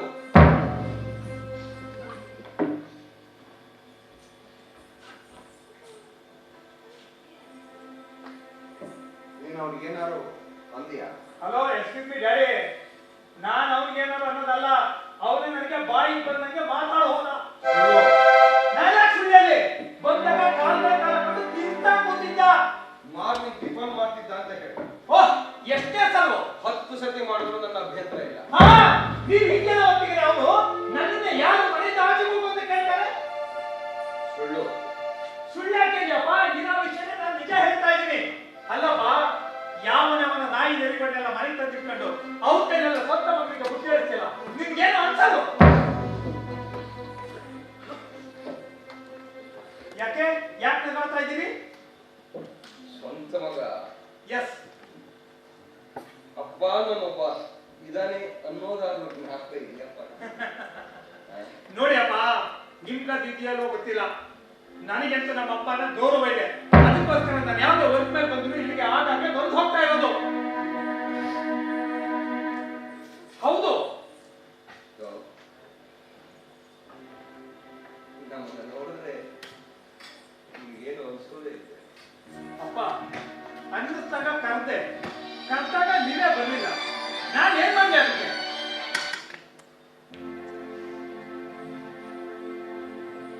ಈ ಹೊಲ, ಮನೆ, ತೋಟ ಎಲ್ಲ ಯಾರಿಗೋಸ್ಕರನಪ್ಪ ಮಾಡಿ? ಯಾಕೆ ಇಲ್ಲಿ ಬಂದು ರಾಜನಲ್ಲಿ ಇರಬಾರ್ದು? ನೋಡಿ ಅಪ್ಪ, ಸುತ್ತಿ ಬಳಸಿ ಅದನ್ನ ಮಾತಾಡಿ. ನಿಮ್ಗೂ ಚೆನ್ನಾಗಿ ಗೊತ್ತು, ವೀಡಿಗೆ ಇಲ್ಲಿ ಬರಕ್ ಇಷ್ಟ ಇಲ್ಲ ಅಂತ ನಿಮ್ಗೂ ಗೊತ್ತು. ಅದ್ರ ಮತ್ತೆ ಇವಾಗ ನಡುವೆ ಎಜುಕೇಶನ್, ನನ್ನ ಮಕ್ಕಳದು, ಮತ್ತೆ ನನ್ನ ಕೇರಿಯರ್, ನನ್ನ ಪೊಸಿಷನ್ ಇರೋದೆಲ್ಲ ದೆಹಲಿಯಿಂದ ಈಗ ತಾನೇ ತುಮಕೂರಿಗೆ ಶಿಫ್ಟ್ ಮಾಡ್ಕೊಂಡಿದ್ದೀನಿ. ಅದು ನಿಮಗೆ ಗೊತ್ತಿದೆ. ಅಂತದ್ರಲ್ಲಿ ನೀವಾಗ ಪದೇ ಪದೇ ಅದೇ ಮಾತು ಕೇಳಿ ನನ್ನ ಮನಸ್ಸು ತೋರಿಸ್ಬೇಡಿ. ಮಾತಿಗೂ ನಿನ್ನ ತಪ್ಪನ್ನ ವೀಣನ ಮೇಲೆ ಹೊರಿಸಬೇಡ. ನೀನು ಕರೆದೇ ಅವಳಿಗೆ ಬರಬೇಕು. ಧೈರ್ಯ ಇಲ್ಲ ಅಂತ ಹೇಳು. ಹಂಗೆ ತಿಳ್ಕೊಳ್ಳಿ ಅಪ್ಪ, ಹಂಗೆ ತಿಳ್ಕೊಂಡ್ರೆ ನೀವು ಹಂಗೆ ತಿಳ್ಕೊಳ್ಳಿ. ತಿಳ್ಕೊಳ್ಳೋದೇನು ನಿಜವಾದ ಸಂಗತಿ ಅದು. ನಿಜನೇ ಅನ್ಕೊಳ್ಳೋಣ. ಒಂದು ವಿಷಯ ತಿಳ್ಕೊಳ್ಳಿ, ಯಾವನೋ ಮನೆ ತಂದಿಟ್ಕೊಂಡು ಅವ್ರಿಗೆಲ್ಲ ಅನ್ನ ಹಾಕೊಂಡು ಈ ಯಾವ್ದೋ ಲೆಕ್ಕಕ್ಕೆ ಬಂದಿರೋ ಸಂಘ ಸಂಸ್ಥೆಗಳಿಗೆಲ್ಲ ದಾನ ಮಾಡ್ಕೊಂಡು ನೀವು ಸದಾಶಿವರಾಯರು ಇಡೀ ಊರಿಗೆ ಬೇಕಾದಂತ ಮನುಷ್ಯ ಅನ್ನ ಸೋಗನ ಹಾಕೊಂಡು ಸ್ವಂತ ಮಗನಾದ ನನ್ನನ್ನೇ ದೂರ ಮಾಡ್ತಾ ಇದ್ದೀನಿ. ಯಾವ ಯಾಯಪ್ಪ? ಓ, ನಿಮಗೆ ನನ್ನ ಹಣದ ಮೇಲೆ ಕಣ್ಣು, ಛೇ ಛೇ ಛೇ, ನನ್ನ ಆಸ್ತಿಯ ಮೇಲೆ ಕಣ್ಣು. I don't like this. ಅಷ್ಟೊಂದು ಚೀಪ್ ಮೆಂಟಾಲಿಟಿ ನಿಮ್ಮ ಮಗನಾದ ಈ ಚಂದ್ರಗಿಲ್ಲ. ಸರಿ, ಹಾಗಾದ್ರೆ ಒಂದು ವಿಷಯ, ಅಲ್ಲಪ್ಪ ಮಾತೆತ್ತು ಅಂದ್ರೆ ನಿಮ್ಗೆ ಒಂದೇ ಒಂದು ಕೊಟ್ಟಿರೋದು. ನಾನು ಅದ್ರ ಓಪನ್ ಆಗಿ ಹೇಳ್ಬಿಡ್ತೀನಿ ಕೇಳಿ. ಈ ಹಳ್ಳಿಗೆ ಯಾಕೆ ಬಂದಿರಬಾರ್ದು, ಇಲ್ಲಿ ಜಮೀನು ಮಾಡಿರೋದಕ್ಕೆ, ತೋಟ ಮಾಡಿರೋದು ಯಾಕೆ ಅಂತ ಕೇಳ್ತಿಲ್ಲಪ್ಪ. ಈ ಹಾಳ್ಸುರಿಯ ಹಳ್ಳಿಲಿ ಸಂಜೆ ಒಂದು 8 ಗಂಟೆ ಆಯ್ತು ಅಂದ್ರೆ ಒಂದೇ ಒಂದು ಮನುಷ್ಯ ಅಲ್ಲ, ನಾಯಿ ಕೂಡ ಓಡಾಡಲ್ಲ. ಅಂತದ್ರಲ್ಲಿ ಇಲ್ಲಿ ಬಂದು ನಾನು ಏನ್ ಮಾಡ್ಲಪ್ಪ? ಒಂದು ಯೋಚನೆ ಮಾಡಿ. ನೀವು ಮೊದಲಿಂದ ಬೆಳೆಸಿದ್ದು ನನ್ನ ದೆಹಲಿ, ನಾನು ಆ ಸಮಾಜಕ್ಕೆ ಶಿಖರವಾಗಿದ್ದೀನಿ. 4 ಜನ ನೋಡ್ಬೇಕು, 4 ಜನ ಹೆಮ್ಮೆ ಪಡಬೇಕು, ಆ ಒಂದು ಲೆಕ್ಕಾಚಾರದಲ್ಲಿ ಬದುಕಬೇಕು ಅಂತ ಆಸೆ ಪಟ್ಕೊಂಡು ನಾನು ನಂದ್ಯಾರ್ ಲೈಫ್ನ ನಂದ್ಯಾರ್ ಕೆರಿಯನ್ನ ನಾನು ಕಟ್ಕೋತಾ ಇದ್ದೀನಿ. ಹುಟ್ಟಿಸಿದ ಅಪ್ಪನನ್ನ ಪ್ರೀತಿ ಮಾಡದೇ ಇದ್ದವನು 4 ಜನ ನೋಡೋದು ಬದುಕಬೇಕಂತೆ. ನೀನೇನು ದೊಡ್ಡ ಇನ್ಫೋಸಿಸ್ ನಾರಾಯಣ ಹೋಗ್ತೀನಿ. ಆಗ್ತೀನಿ ಟುಡೇ ಟುಮಾರೋ, ಇನ್ನೊಂದು 4 ಮಂತ್ಸ್ ಒಳಗಡೆ ಅದು ನನ್ಗಾಗ ತಾಕತ್ತಿದೆ, ನಾನು ಹಾಗೆ ಆಗ್ತೀನಪ್ಪ. ಆ ವಿಷಯಕ್ಕೆ ತೊಂದರೆ ಇಲ್ಲಪ್ಪ. ಆದ್ರೆ ಸಾಯ ಟೈಮಲ್ಲೂ ಕೂಡ ನಮ್ಮ ಅಮ್ಮನ ತೊಂದರೆ ಕೊಟ್ಟು ಸಾಯಿಸಿದಲ್ಲ, ಅದೊಂದು ನೋವನ್ನು ನನ್ನ ಕಾಡ್ತಾ ಇದೆಯಪ್ಪ, ಕಾಡ್ತಾ ಇದೆ. ಏನೋ ಅವಳ ಬಗ್ಗೆ ನಿನ್ಗೆ ಏನೋ ಗೊತ್ತು. ನಿಮ್ಗಿಂತ ಚೆನ್ನಾಗಿ ನನಗೆ ಗೊತ್ತು. ಅವಳು ನಿನಗೆ ಅಮ್ಮ ಆಗೋಕ್ಕಿಂತ ಮೊದಲು ನನ್ನ ಹೆಂಡತಿ. ಅದು ಅವಳಿಗೆ ಕರ್ಮ. ಬಾಯಿ ಮುಚ್ಚು. ಯಾಕೆ? ಇರೋ ಸತ್ಯ ಹೇಳೋತ್ತಿಗೆ ಮುಖ ಹೇಗೆ ಕಂಪಿಡ್ತಾ ಇದೆ ನೋಡಿ. ತಿರುಗಿಸಿ ಮುಖ ಕಡೆ ಒಂದ್ಸಲ. ಏನೋ ಇಷ್ಟೊಂದು ಅಮ್ಮನ ಮೇಲೆ ಪ್ರೀತಿ ಇರೋನು ಅವಳು ಸತ್ತಾಗ ಯಾಕೆ ಹೋಗ್ಬರ್ಲಿಲ್ಲ? ಅದೊಂದನ್ನ ನೆಪ ಮಾಡಿಟ್ಕೊಂಡು ಮಾತಾಡ್ತಾ ಇದೀಯಪ್ಪ. ಅಮ್ಮ ಸಾಯ್ತಾಳೆ ಅಂತ ವಿಷಯ ನನಗೆ ಗೊತ್ತಿದ್ರೆ ಖಂಡಿತ ನಾನು ಬರ್ತಿದ್ದೆ. ಅವಳು ಸಾಯೋಗಳಿಗೆ ಎಲ್ಲ ಬರ್ದ್ಬಿಟ್ಟು ನಿನಗೆ ಅಕ್ಷತೆ ಕಾಲಿಟ್ಟು ಕಳಿಸ್ಬೇಕಾಗಿತ್ತು. ಸೀರಿಯಸ್ ಅಂತ ಹೇಳಿದ್ರು ಅಂತ ಸೀರಿಯಸ್ ಅಂತ ಗೊತ್ತಿಲ್ಲಪ್ಪ. ಸಾಯ್ತಾಳೆ ಅಂತ ಗೊತ್ತಿದ್ರೆ ನಾನು ಬರ್ದಲ್ಲೇ ಇರ್ತಿಲ್ಲ. ಆದ್ರೂ ಹೊರಟೆ, ಮಧ್ಯದಲ್ಲಿ ಕಾಲ್ ಕೆಟ್ಟಿತ್ತು, ಅದು ಕೂಡ ನನ್ನ ತಪ್ಪ.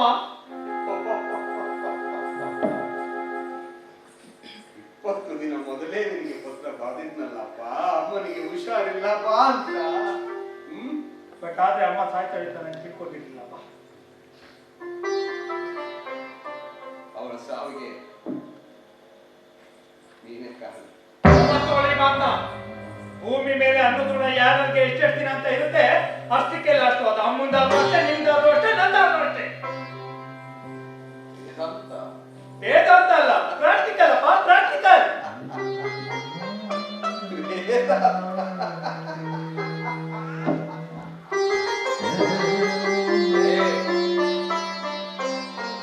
ಯಾರೋ ಬರೆದಿದ್ದನ್ನ, ಯಾರೋ ಹೇಳಿದ್ದನ್ನ ಕೇಳಿ ಮಾತನ್ನ ಕೇಳೋರಲ್ಲ.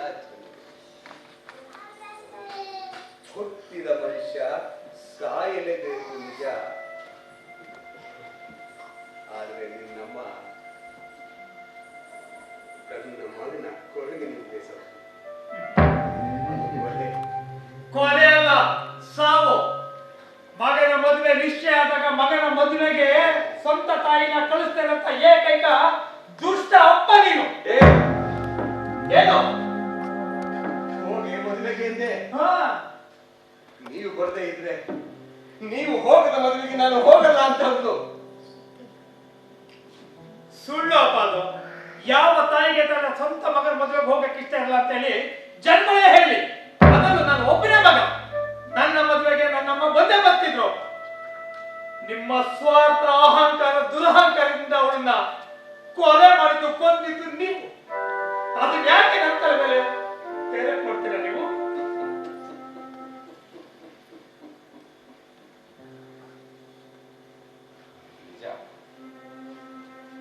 ನನ್ನ ಸ್ವಾರ್ಥ ಏನು?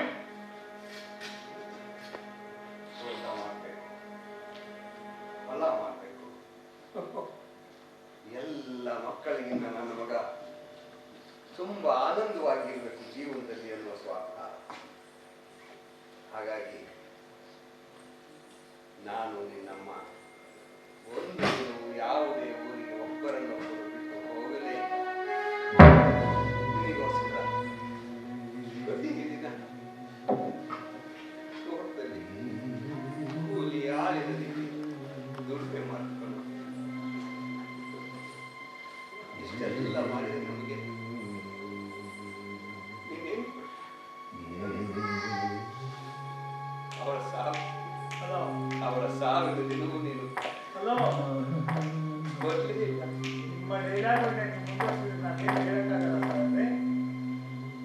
ವಿಷಯ ಕಡೆ ಮುಖ ತಿರುಗಿಸಿ ನೋಡಿ. ಸತ್ಯ ಅನ್ನೋದೇನು ಅಂತ ನಿಮ್ ಮಗ ಹೇಳ್ತಂತೆ. ಇಷ್ಟೊತ್ತದೇನೋ ಬಡ ಕಚ್ಕೊಂಡಲ್ಲ, ತೋಟ ಮನೆ ಹೊಲ ಎಲ್ಲ ಹೇಗ್ ಮಾಡ್ತಾರೆ, ಏನ್ ಮಹಾ ಮಾಡಿದ್ರಿ. ಅಮ್ಮನ ಒಡವೆಗಳೆಲ್ಲ ಇದ್ದು ಅವ್ರು ಮಾಡಿದ್ರಿ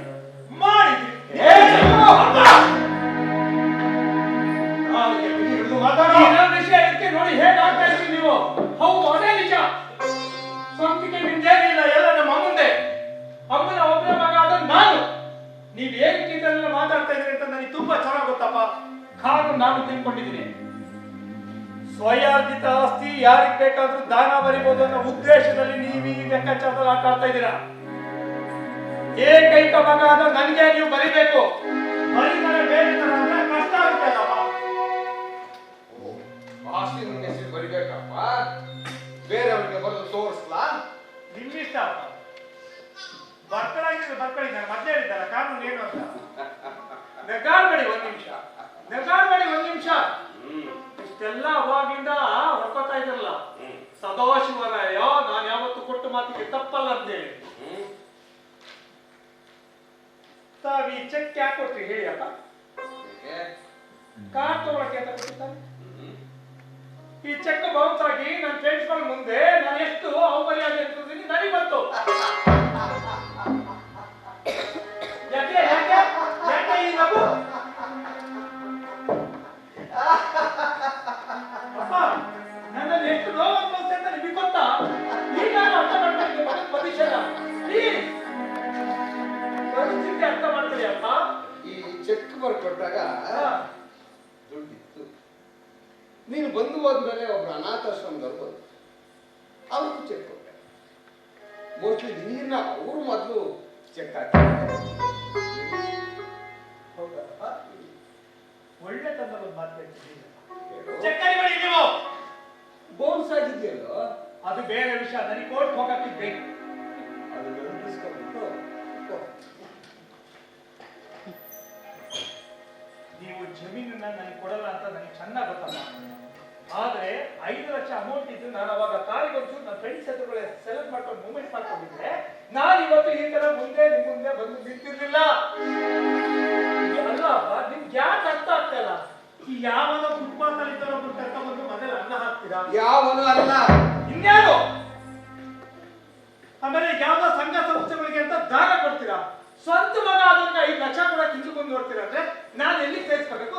ನನ್ನ ಪರಿಸ್ಥಿತಿ ಏನು? ನನ್ನ ಫ್ರೆಂಡ್ಸ್ಗಳ ಮುಂದೆ ನನ್ನ ಪೊಸಿಷನ್ ಏನು ಹೇಳಿ. ನಗಾಡ್ಬೇಡಿ ಅಪ್ಪ. ನಿಮ್ಮ ವಿಕರ್ಮನಾತ್ಮಕ ನಗುವಿಂದ ನನ್ನನ್ನು ಕೊಲ್ಬೇಡಿ. ಸದಾಶಿವರಾಯರ ಮಗ ಕಾಡ್ತು ಗೊತ್ತಾನೆ. ಅದು ಕೂಡ ಮಾವೊಂದು 10 ಲಕ್ಷ ಇದೆ, ನಿಮಗೆ ಬರೀ 5 ಲಕ್ಷ. ಗಂಡು ಮಕ್ಕಳಿಗೆ ಮೀಸೆ ಬಂದ್ರೆ ಸಾಲದು. ಅಪ್ಪನ ದುಡ್ಡು 1 ರೂಪಾಯಿ ಪಡೆಯದೆ ಜೀವನ ಮಾಡ್ಕೊಂಡು ಕಾರ್ ತಗೊಂಡ್ರೆ ಮಾತ್ರ ಮೀಸೆಗೆ ಬೆಲೆ.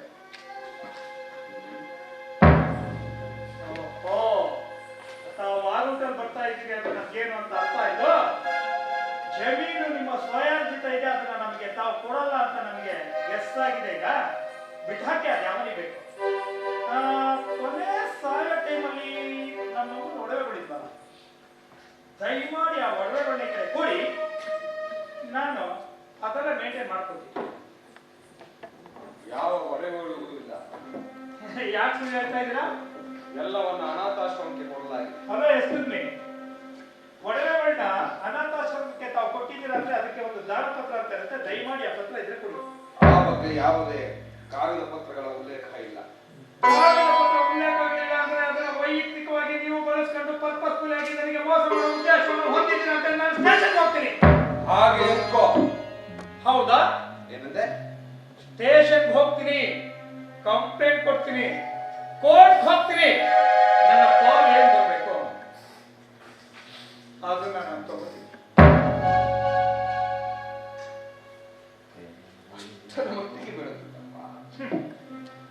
ಯಾವನ ನಾಯಿ ನರಿಗಳಿಗೆ ನೀವಿಷ್ಟು ಬೆಲೆ ಕೊಟ್ಟು ಸ್ವಂತ ಮಗನೇ ಧಿಕ್ಕರಿಸ್ಬೇಕಂದ್ರೆ ಹಳ್ಳಿವರೆಗೂ ನಡೀಲೇಬೇಕಲ್ಲ.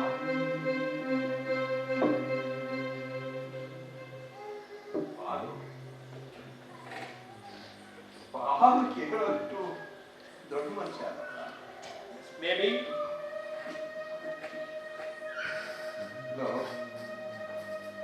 ನೀನು ಹುಟ್ಟಿದಾಗ ನಾವು ತುಂಬಾ ಕಡುಬರು. ನಮಗೆ 3 ಹೊತ್ತು ಊಟ ತಿನ್ನೋಕ್ಕೂ ಗತಿರಲಿಲ್ಲ. ನಿಮಗೆ 3 ಹೊತ್ತು ಊಟ ಹೊಟ್ಟೆಗೆ ಬಟ್ಟೆ ಕಟ್ಟಿ ನಿಮ್ಮನ್ನ ಸಾಕುತ್ತ ನನ್ನ ಯಾವುದಕ್ಕೂ ನೋಯ್ಬಾರ್ದು ಕಣ್ರಿ, ಏನಾದ್ರೂ ಮಾಡ್ಬೇಕು ಕಣ್ರಿ. ಅಲ್ಲ ಮನೆ ತೋಟ ಬಿಸ್ನೆಸ್ಗಳು ಬಿಸಿ ಇದ್ದೀವಿ, ನಾನು ಮತ್ತೆ ಮಾತಾಡ್ತೀನಿ. ನಮ್ಮ ತೋಟದ ಒಂದೊಂದು ತೆಂಗಿನ ಮರವನ್ನು ನಿನ್ನಮ್ಮ ಮತ್ತೆ ನನ್ನ ಬೆವರಿನ ಶ್ರಮ ಇದೆ ಕಣ.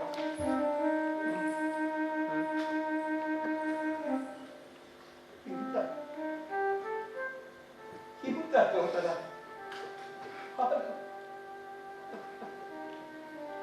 ಪಾಲು ಕೇಳ್ತೀನಿ.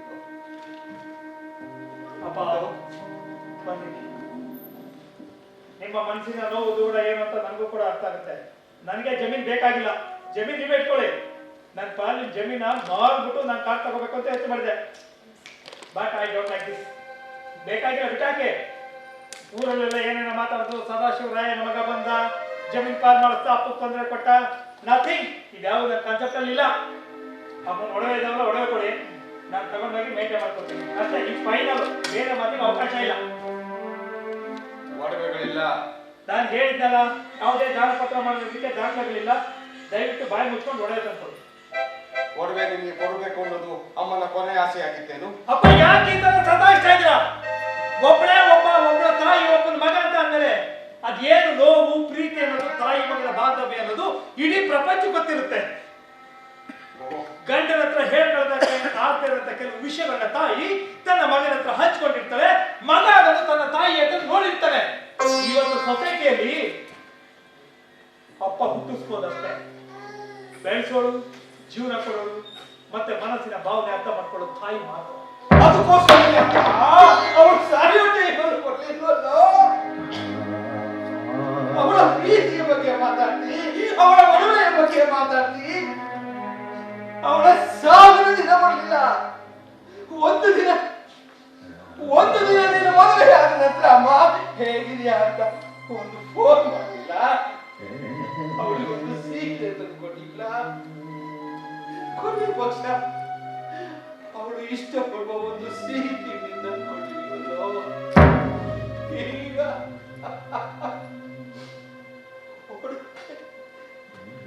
ಅಪ್ಪ ಇಲ್ಲ, ಅಪ್ಪ ಒಡವೆಗಳು ಯಾವುದೂ ಇಲ್ಲ.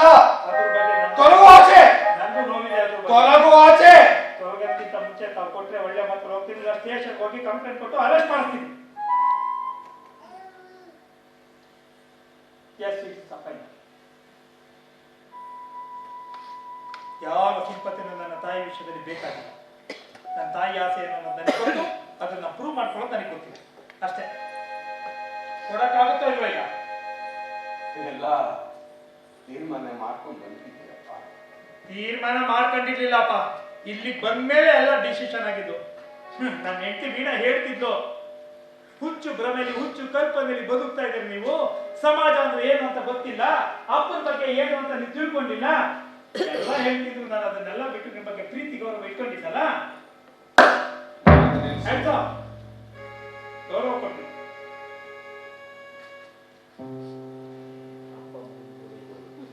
ತೀರ್ಮಾನ ಮಾಡ್ಕೊಂಡು ಎಸ್. ಈಗ ತರಕಾಗುತ್ತೋ ಇಲ್ಲ ನಾವೇ ಹೋಗಿ ತಗೋಬೇಕು ಅಂತ ಹೇಳಿ.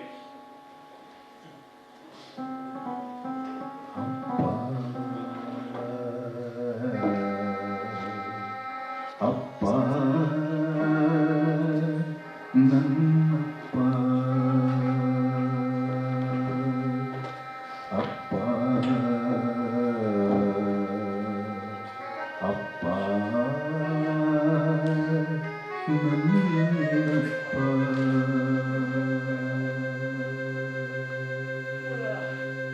ನಾನೇನೋ ತುಂಬಾ ಬಿಸಿ ಇದ್ದೀನಿ, ಹೇಳೋದು ಅರ್ಥ ಆಗಲ್ಲ. ಸರಿ ವಿ, 8 ಕಾಲಿಗೆ ಮನೆ ಬಿಟ್ಟು ಬರ್ತೀನಿ, ಅರ್ಧ ಗಂಟೆ ಲೇಟ್ ಆಗಿದೆ, 9:30 ಹೊತ್ತಿಗೆ ಬರ್ತೀನಿ ಬಿಡಪ್ಪ.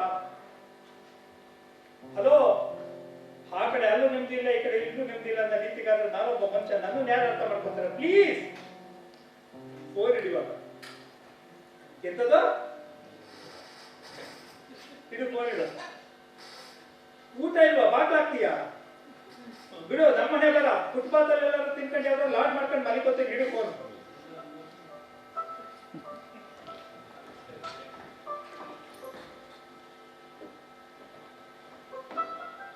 ಸ್ಟೇಷನ್ಗೆ ಏನು ಹೋಗೋದು ಬೇಡ.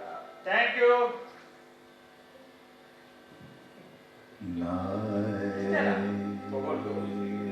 ತೊಲಗೋ ಅಪ್ಪ, ನಾವ್ ಯಾವುದೋ ಒಂದ್ ಎರಡೇ ಒಡೆ ತಂದ್ಕೊಟ್ಬಿಟ್ಟು ಬಾಕಿ ಬೇರೆ ಕೊಡ್ತಲೇ ಇಲ್ವಲ್ಲ, ಯಾಕೆ?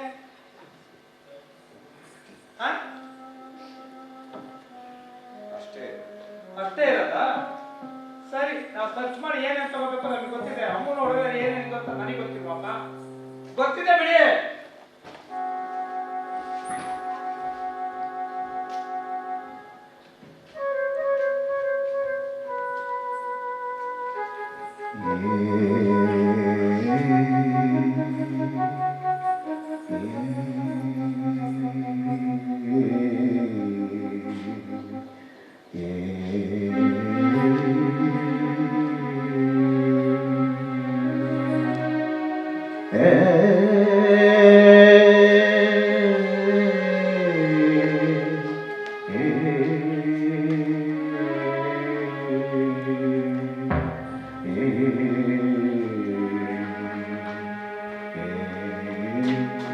ಹಲೋ, ಒಂಚೂರು ಈ ಕಡೆ ಮುಂದೆ ತಿರುಗಿ. ಈ ಕಡೆ ಆ ಕುತ್ತಿಗೆಯಲ್ಲಿರೋ ಚೈತ್ರ ನನ್ನ ತಾಯಿ ತಾನೆ? ನನ್ನ ತಾಯಿದು ಅಂದ್ಮೇಲೆ ಅದು ಕೂಡ ನನಗೆ ಸೇರ್ಬೇಕಲ್ಲ.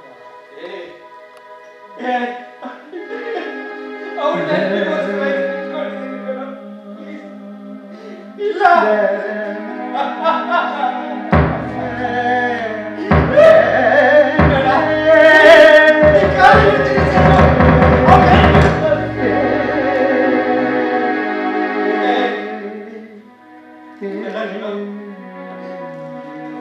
ಒಂದು ಮಾತು ನೆನ್ಪಿಟ್ಕೊಳ್ಳಿ, ಇದುವರೆಗೆ ನನ್ನ ಪಾಲಿಗೆ ನನ್ನ ತಾಯಿ ಮಾತ್ರ ಇರಲಿಲ್ಲ.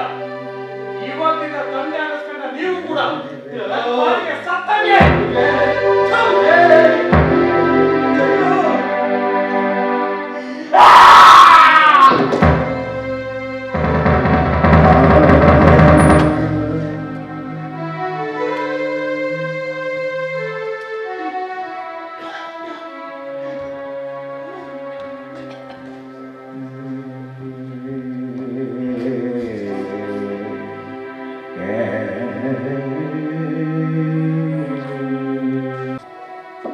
ಸ್ವಲ್ಪ ಲಾಯರ್ ಹತ್ರ ಹೋಗ್ಬಿಡ್ತೀನಿ.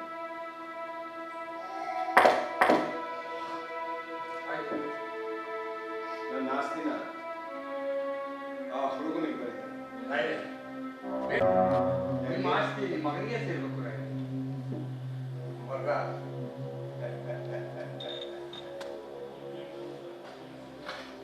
ರಕ್ತ ಸಂಬಂಧಗಳು ಕೇವಲ ಸಂಬಂಧಗಳಲ್ಲ, ಅದಕ್ಕೆ ಬೇರೆಯಾದ ರೀತಿಯ ಸಂಬಂಧ ಮತ್ತು ಪ್ರೀತಿ ಬೇಕಾಗ್ತದೆ. ಬರೀ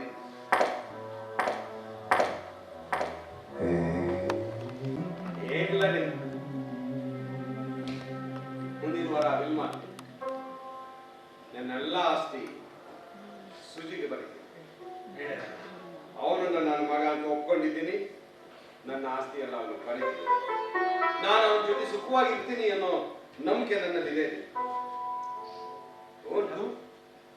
ಅಂಕಲ್,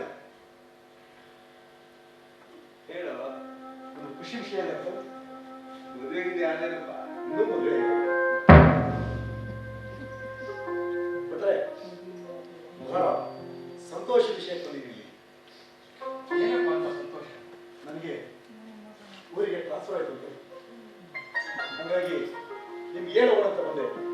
ನಾನು ಇವತ್ತೇ ನಾನು ಓಡಬೇಕು. ನನಗೆ ಯಾರು ಕೂಡ ಊಟಕ್ಕಾಗಬೇಕು. ನನ್ನ ಫ್ರೆಂಡ್ಸ್ಗೆಲ್ಲ ನಾನು ಪಾರ್ಟಿ ಕೊಡಿಸ್ಬಿಟ್ಟು ಬರ್ತೀನಿ. ಟೈಮ್ ಊಟ ಮಾಡಿ ಬಟ್ರೆ ಅಂಕಲ್ ಚೆನ್ನಾಗಿ ನೋಡ್ಕೊಳ್ಳಿ ಅಂಕಲ್. ನಾನು ಬರ್ತೀನಿ ಅಂಕಲ್. ನನ್ನ ಸ್ನೇಹಿತರು ನನಗೆ ಕಾಯ್ತಾ ಇದ್ದಾರೆ. ಬಟ್ರೆ ನಾನು ಬರಲ್ಲ ಅಂಕಲ್. ಬಾಯ್ ಬಾಯ್ ಬಟ್ರೆ.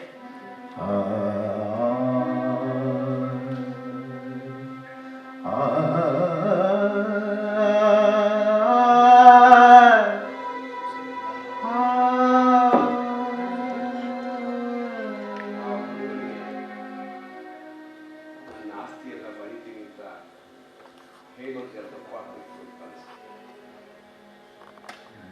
ಅವನು ಬರ್ತಿಲ್ಲಿ ನಾನು ಸಣ್ಣವನಾಗ್ತಿದ್ದ.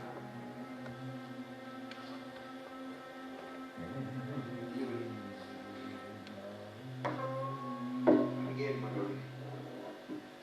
ಇಡ್ಲಿ ಮಾಡಿದ್ದೀನಿ ಬನ್ನಿ ನಾನು ಬರ್ತೀನಿ.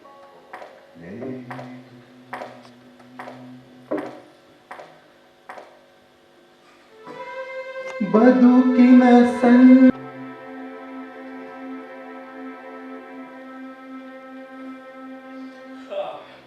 ಬೇರೆ ಹಾಂ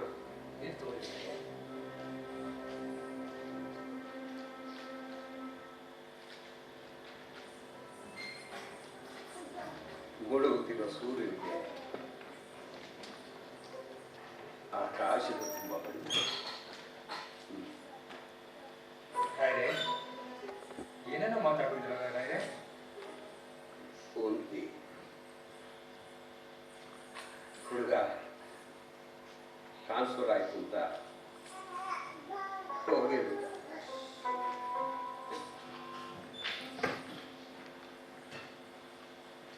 ಆ ಹುಡುಗನಿಗೆ ನನ್ನ ಆಸ್ತಿಯೆಲ್ಲ ಬರೀ ಮನಸ್ಸು ಮಾಡಿದ್ದೀನಿ, ಇಲ್ಲೇ ಇದ್ಬಿಡೋಕಂತ ಅಂತ ಅಕಸ್ಮಾತ್ ಹೇಳ್ಬಿಟ್ಟಿದ್ರೆ ಎಷ್ಟೊಂದು ಸಣ್ಣವರಾಗ್ತಿದ್ವಲ್ವಾ. ಹೌದು ರಾಯ್ರೆ, ನೀವು ಹೇಳ್ತಿದ್ದೇ ಒಳ್ಳೇದಾಯ್ತು ರಾಯ್ರೆ. ಈ ವಯಸ್ಸೇ ಹಾಗೆ. ನನ್ನ ಮಗ ನನಗೆ ಅನ್ಯಾಯ ಮಾಡ್ದಂತ ಇನ್ಯಾವುದೋ ಮಗನನ್ನ ಇಲ್ಲಿಟ್ಕೊಂಡು ಅವನು ಅವ್ರ ಅಪ್ಪನಿಗೆ ಅನ್ಯಾಯ ಮಾಡಿದ್ರೆ ತಪ್ಪೆಲ್ಲ. ರಾಯ್ರೆ, ಸಮಾಧಾನ ಮಾಡ್ಕೊಳ್ಳಿ ರಾಯ್ರೆ. ನೀವು ಬೆಳಗಿನಿಂದಲೂ ಇದೇ ಮಾತಾಡ್ತಿದ್ದೀರಾ, ಚಿಂತೆ ಮಾಡ್ತಿದ್ದೀರಾ. ಸಮಾಧಾನ ಮಾಡ್ಕೊಳ್ಳಿ ರಾಯ್ರೆ. ಸರಿ. ಊರಿಗೆ ಹೋಗುವಾಗ ಬಸ್ ಹತ್ತಿದ್ದ. ಬಸ್ ಹತ್ತುವ ಕೊನೆಯ ಗಳಿಗೆಲಿ ಈ ಉಂಗ್ರನ ಅವನು ಬೆರ್ಲಿಗೆ ಹಾಕೋದೆ. ಆಗ ಅವನೇನಂದ ಗೊತ್ತೇನ್ರಿ? ಅಂಕಲ್, ನೀವು ನನ್ನ ಹೃದಯದೆಲ್ಲ ಇಟ್ಟಿರಿ, ಬೆರಳಿಗೆ ಯಾಕೆ ಸೀಮಿತ ಆಗ್ತೀರಿ ಅಂತ.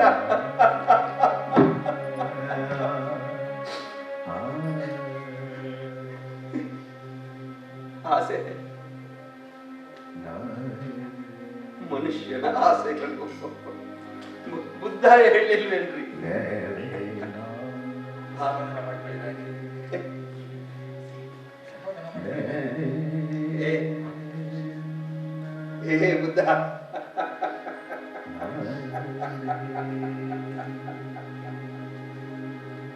ಮುಳುಗುತ್ತಿರುವ ಸೂರ್ಯನಿಗೆ ಆಕಾಶದ ತುಂಬ ಬಣ್ಣ.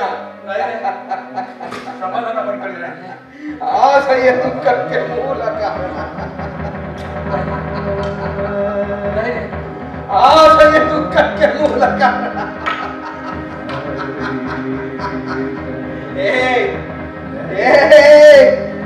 ಆಸೆಯ ದುಃಖಕ್ಕೆ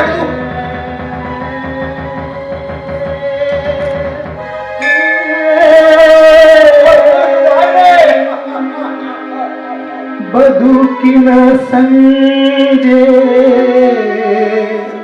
ಆಲಾಪ ಮಾಡಿದೆ